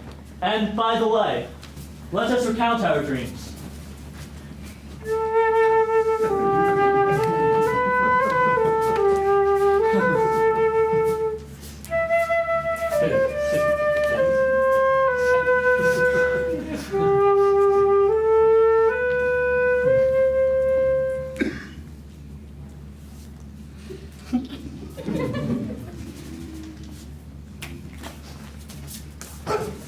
When my cue comes, call me, and I will answer.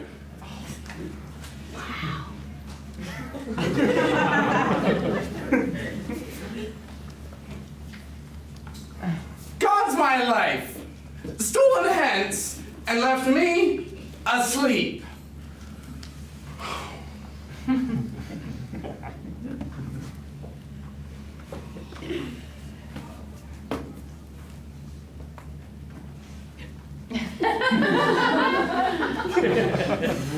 I have had a most rare vision. I've had a dream. Pass the wit of man to say what dream it was. Man is but an ass if he go about to expound this dream. Methought I was. There is no man can tell what. Methought I was, and methought I had. But man is but a patched fool if you will offer to say what methought I had. The eye of man hath not heard, the ear of man hath not seen. Man's hands are unable to taste, his tongue to conceive, nor his heart to report what my dream was. I will get Peter Quince to write a ballad of my dream, and it shall be called Bottom's Dream. Because it hath no bottom. And I shall sing it in the latter end of a play before the Duke, peradventure, to make it the more gracious.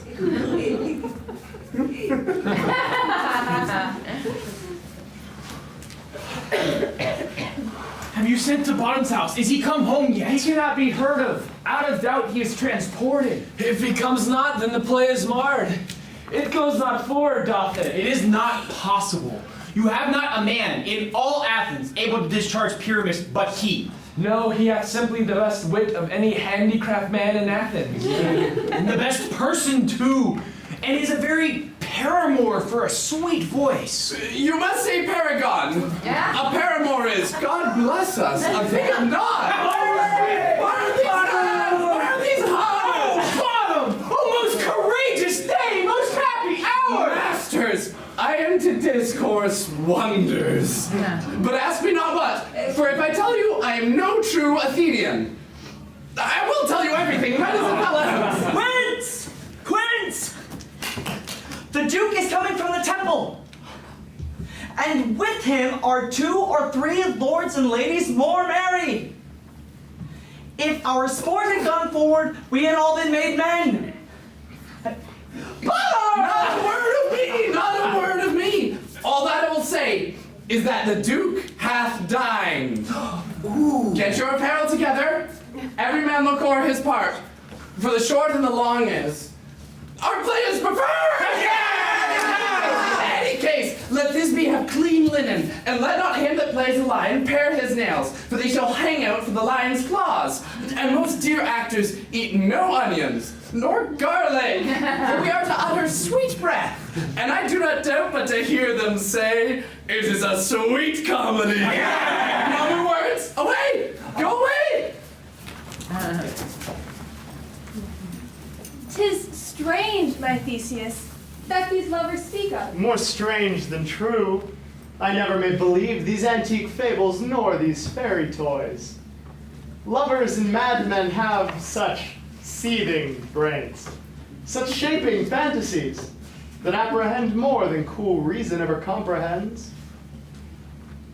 The lunatic, the lover, and the poet are of imagination all compact. One sees more devils than vast hell can hold. That is the madman. The lover, all as frantic, sees Helen's beauty in a brow of Egypt. But the poet's eye, in fine frenzy rolling, doth glance from heaven to earth, from earth to heaven, and as imagination bodies forth the forms of things unknown, the poet's pen turns them to shapes and gives to airy nothing a local habitation and a name. Such tricks hath strong imagination that if it would but apprehend some joy, it comprehends some bringer of that joy, or in the night imagining some fear. How easy is a bush supposed to bear? But all the story of the night told over, and all their minds transfigured so together, more witnesseth than fancy's images. and grows to something of great constancy, but howsoever strange and admirable. Well, here come the lovers, full of joy and mirth. Joy, gentle friends. Joy and fresh days of love accompany your hearts. Oh, more than to us wait in your royal walks, your board, your bed. Come now. What masks, what dances shall we have? To wear away this long age of 3 hours between our after supper and bedtime. Where is our usual manager of mirth? What revels are in hand? Is there no play to ease the anguish of a torturing hour? Call Philostrata. Here, mighty Theseus. Say, what abridgment have you for this evening? What mask? What music? How shall we beguile the lazy time, if not with some delight? There is a brief how many sports are ripe. Make choice of which your highness will see first. The riot of tipsy bacchanals tearing the Thracian singer in their rage. Oh. That is an old device. It was played when I from Thebes came last to conquer. The thrice 3 muses mourning for the death of learning, late deceased in beggary. That is some satire keen and critical, not sorting with a nuptial ceremony. A tedious brief scene of young Pyramus and his love, Thisbe. A very tragical mirth, merry and tragical, tedious and brief. That is hot ice and wondrous strange snow. How shall we find the concord of this discord? A play there is, my lord, some 10 words long, which is as brief as I have known a play. But by 10 words, my lord, it is too long, which makes it tedious. For in all the play, there is not one word apt, one player fitted, and tragical, my noble lord, it is. For Pyramus therein doth kill himself, which, when I saw rehearsed, I must confess made mine eyes water. But more merry tears the passion of loud laughter never shed. Well, what are they that do play it? Hard-handed men that work in Athens here, which never labored in their minds till now, and now have toiled their unbreathed memories with this same play against your nuptial. And we will hear it. No! My noble lord, it is not for you. I have heard it over, and it is nothing in the world, unless you can find sport in their intense, extremely stretched and conned with cruel pain to do you service. I will hear that play. For never can anything be amiss when simpleness and duty tender it go. Bring them in, and take your places, ladies. I love not to see wretchedness or charge, and duty in his service perish. Why, gentle, sweet, you shall see no such thing. She says they can do nothing in this The kind. kinder we to give them thanks for nothing. Our sport shall be to take what they mistake. And what poor duty cannot do, noble respect takes it in might, not merit. Where I have come, great clerks have purposed to greet me with premeditated welcomes where I have seen them shiver and look pale. Make periods in the midst of their sentences, throttle their practiced accent and their fear, and in conclusion dumbly have broke off, not paying me a welcome. But trust me, sweet, out of this silence yet I picked a welcome, and in the modesty of fearful duty I read as much from the rattling tongue of saucy and audacious eloquence. Love, therefore, and tongue-tied simplicity, in least, speak most to my capacity. So please, your grace, the prologue is addressed. Let him approach.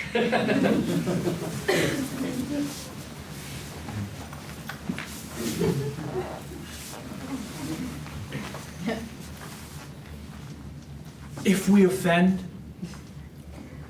it is with our good will. That you should think we come not to offend, but with goodwill. To show our simple skill. That is the true beginning of our end. Consider then, we come but in despite. We do not come as minding to contest you. Our true intent is all for your delight. We are not here. That you should here repent you.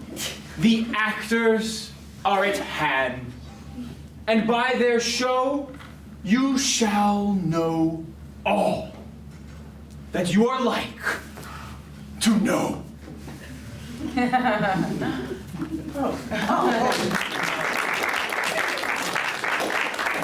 This fellow doth not stand upon points. He hath read his prologue like a rough colt. He knows not the stop. A good more, my lord. It is not enough to speak, but to speak true. Indeed, he has played upon his prologue like a child on a recorder. The sound, not noted. His speech was like a tangled dance. Nothing compared to all disorder. Well, who was next? Gentles! Perchance you wonder at this show, but wonder on, till truth makes all things plain. This man is Pyramus, if you would know. This beauteous lady, Thisbe, is certain. This man, with lime and rough cast, doth present Wall! That vile wall, which did these lovers sunder, and through Wall's chink,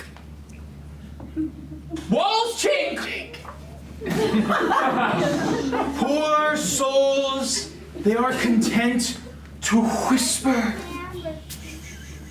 At the which, let no man wonder. This man, with lanthorn, dog, and bush of thorn, presenteth moonshine. For, if you will know, by moonshine did these lovers think no scorn to meet at Ninus' tomb, there to woo. This grisly beast, which Lion hight by name, the trusty Thisbe, coming first by night, did scare away. Or rather did affright. And as she fled, her mantle she did fall.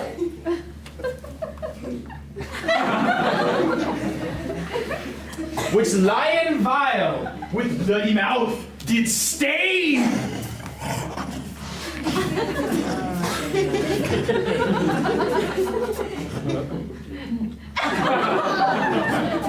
Anon came Pyramus, sweet youth and tall, and finds his trusty Thisbe's mantle slain. Whereat, with blade, with bloody, blameful blade, he bravely broached his boiling, bloody breast. And Thisbe, tearing in mulberry shade, his dagger drew and died.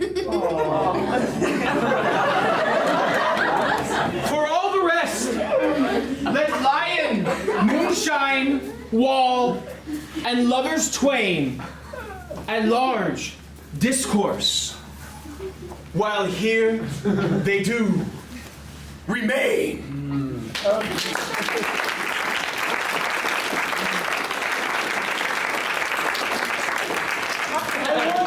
I wonder if the lion be to speak. No wonder, my lord. One lion may when many asses do. In this same interlude it doth befall that I, once not by name, present a wall. And such a wall as I would have you think that had in it a crannied hole or chink through which the lovers Pyramus and Thisbe did whisper often, very secretly. This loam, this rough cast, and this stone doth show that I and that same wall, the truth is so. And this the cranny is right and sinister, through which the fearful lovers are to whisper. Would you desire lime and hair to speak better? It is the wittiest partition that ever I heard discourse, my lord. Pyramus draws near the wall. Silence. Oh, grim-looked night. Oh, night with hue so black. Oh, night, whichever art, when day is not. Oh, night, alack, alack, alack. I fear my Thisbe's promises forgot. And thou, oh wall, oh sweet and lovely wall, which stands between her father's ground and mine. Thou wall, oh sweet and lovely wall, show me thy cheek to blink through with mine eye. Thanks, courteous wall, Jove shield thee well for this. But what see I? No Thisbe do I see. Oh, wicked wall. Through whom I see no bliss. Cursed be thy stones for thus deceiving me. The wall, methinks, being sensible, should curse again. No! In truth, sir, he should not. Deceiving me is Thisbe's cue. Oh. She is to enter now, and I am to spy her through the wall. You shall see. We'll fall past as I told you. Yonder she comes. Oh, wall. Full often hast thou heard my moans for parting my fair Pyramus and me. My cherry lips have often kissed thy stones with lime, and hair knit up in thee.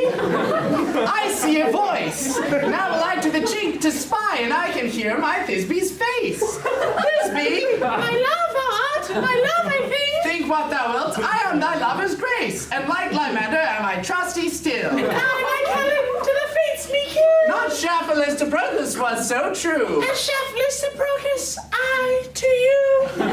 Oh, kiss me through the hole of this vile wall. I kiss the wall soul, not your lips at all. Wilt thou and Ninny's too meet me straight away? Nidus! Time life, time death, I come without delay. Thus have I, wall, my part discharged so, and being done, thus wall away doth go.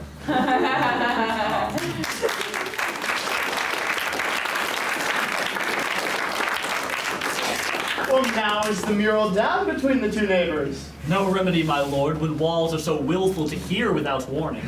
This is the silliest stuff that ever I heard. The best in this kind are but shadows, and the worst are no worse. If imagination amend them, It must be your imagination then, and not theirs. if we imagine no worse of them than they of themselves, they may pass for excellent men. Here come two noble beasts, and a man and a lion. You ladies, you whose gentle hearts do fear the smallest monstrous mouse that creeps on floor, may now perchance both quake and tremble here, when lion, rough in wildest rage doth roar. Then know that I, one snug the joiner, am a lion foul, nor else no lion's dam. For if I should as lion come in strife into this place, 'twere pity on my life. A very gentle beast, of a good conscience. The very best of the beasts, my lord, that e'er I saw. It is well. Leave it to his discretion, and let us listen to the moon. This lanthorn doth the horned moon present. He should have worn the horns on his head. He is no crescent, and his horns are invisible within the circumference. This lanthorn doth the horned moon present.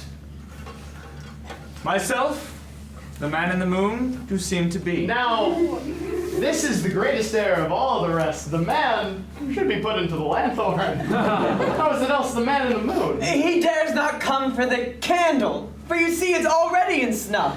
I am aweary of this moon. Would he would change. Well, it appears by his small light of discretion that he is in the wane. But yet in courtesy and all reason, we must stay the time. Proceed, moon. Yeah. All that I have to say is this lanthorn is the moon. I, the man in the moon. This thorn bush, my thorn bush. This dog, my dog. Why all these should be in the lanthorn? For all these are in the moon. But silence, here comes Thisbe. This is old Nitty's tomb. Where is my love?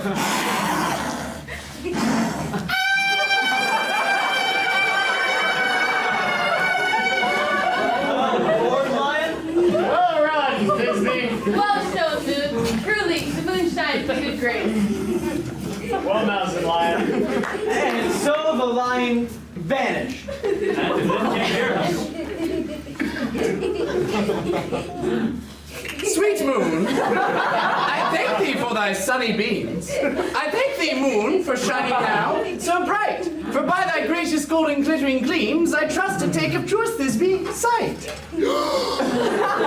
But stay, oh spite! But mark, poor knight, what dreadful dole is here? Eyes, do you see?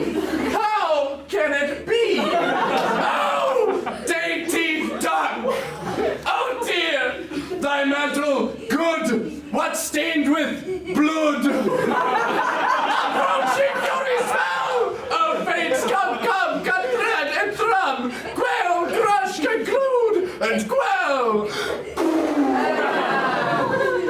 This passion and the death of a dear friend wouldn't go near to make a man look sad. Beshrew my heart, but I pity the man. Oh, wherefore, nature, didst thou lion frame, since lion vile hath here deflowered my dear? Which is, no, which was the fairest dame that lived, that loved, that looked, that liked with cheer. Come, tears confound, out, sword and wound, the pap of Pyramus, I, that left pap. Where heart doth hop, thus I, thus.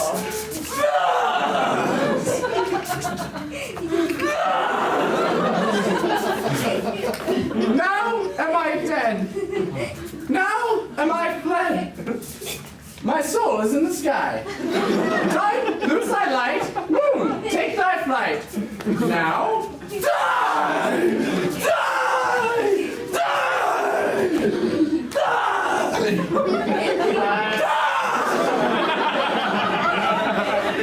With the help of a surgeon, he may yet recover. And through an ass. One chance moonshine is gone. Before Thisbe comes back and finds her lover. She will find him by starlight. Here she comes, and her passion ends the play. Asleep, my love. What? Dead, my dove! Fox, you idiot, fox! Oh, Pyramus!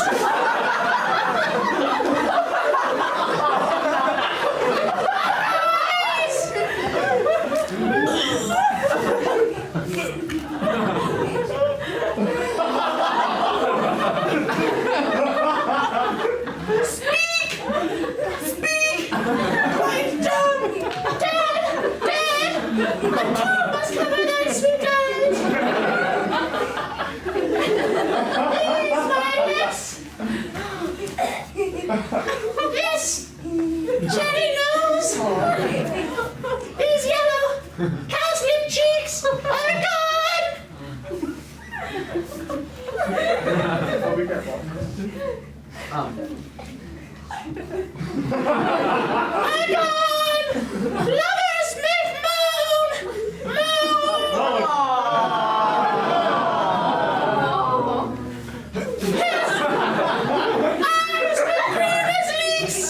Oh, sister string, come to me with hands as pale as milk, lay them in gore, since you have shown with shears this thread of silk.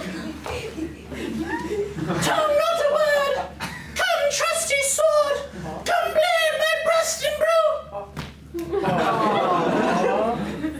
And farewell, friend, thus this the ends. Adieu! Adieu! Adieu.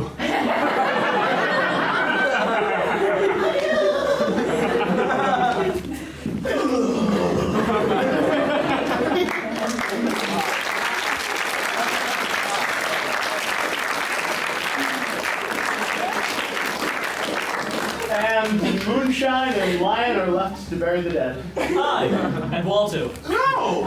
I assure you, the walls down are part of their fathers. Will it please you to see an epilogue? Or to hear a burgomask between two of our company? No epilogue. No epilogue, I pray you. For your play needs no excuse, never excuse, for when the players are all dead, there needs none to be blamed. Mary, if he that writ it had played Pyramus and hanged himself in Thisbe's garter, it would have been a fine tragedy. And so it is, truly and very notably discharged. But come, your final song, in Burgomask. Let your epilogue alone.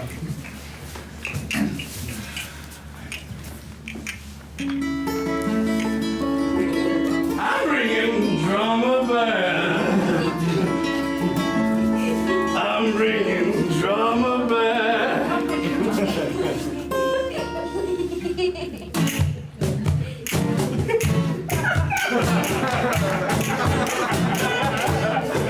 I'm bringing drama back.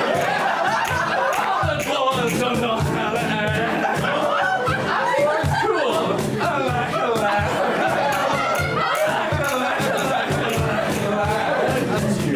Take him to the globe.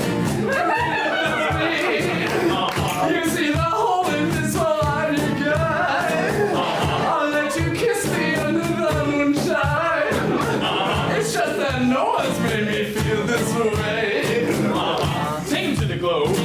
Come here, girl. Go ahead, be gone with it. Say it loud. Go ahead, be gone with it. Poetry. Go ahead, be gone with it. Prologue by me. Go ahead. Let me see what you're born with.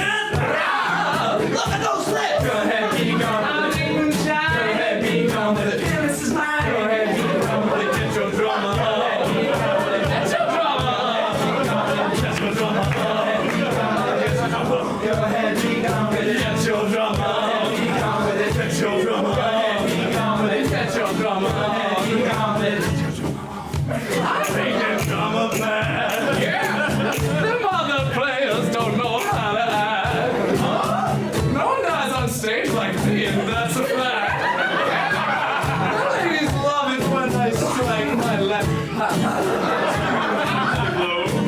Pretty Thisbe. You see the hole in this line, you guys. I'll let you kiss me under the moonshine. It's just that no one's made me feel this way. Take him to the globe. Come here, girl. Go ahead, be gone with it. Say it loud. Go ahead, be gone with it. Poetry. Go ahead, be gone with it. Prologue by me. Go ahead. Let me see what you're born with. Look at those lips. Go ahead, be gone with it. Go ahead, be gone with it. This is mine. Go ahead, be gone with it. Get your drama. Go ahead, be gone with it. Get your drama. Go ahead, be gone with it. Get your drama. Go ahead, be gone with it. Get your drama. Go ahead, be gone with it. Get your drama. Go ahead, be gone with it. Get your drama. Go ahead, be gone with it. Get your drama. Go ahead, be gone with it. Get your drama. Go ahead, be gone with it. Get your drama. Go ahead, be gone with it. The iron tongue of midnight hath told 12. Lovers, to bed. 'Tis almost fairy time. I fear we shall outsleep the coming morn as much as we this night have overwatched. This palpable, gross play hath well beguiled the heavy gait of night. Sweet friends, to bed. A fortnight hold we this solemnity in nightly revels and new jollity.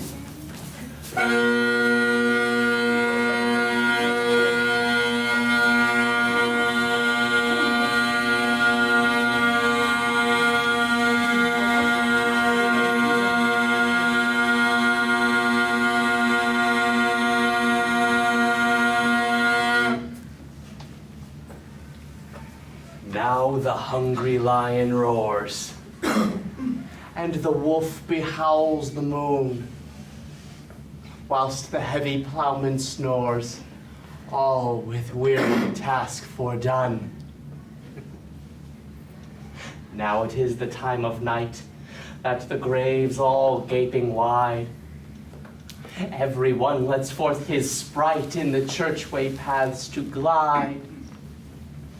And we fairies that do run by the triple Hecate's team, from the presence of the sun, following darkness like a dream, now are frolic.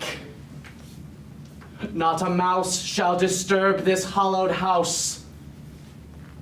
I am sent with broom before to sweep the dust behind the door.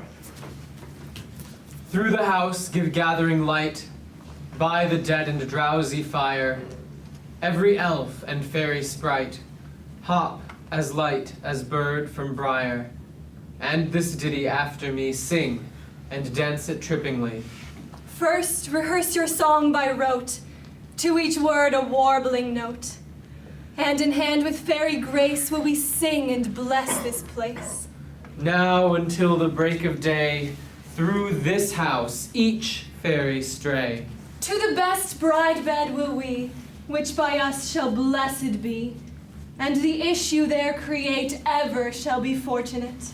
So shall all the couples three ever true in loving be. And the blots of nature's hand shall not in their issue stand. Never mole, hair, lip, nor scar, nor mark prodigious, such as are despised in nativity, shall upon their children be.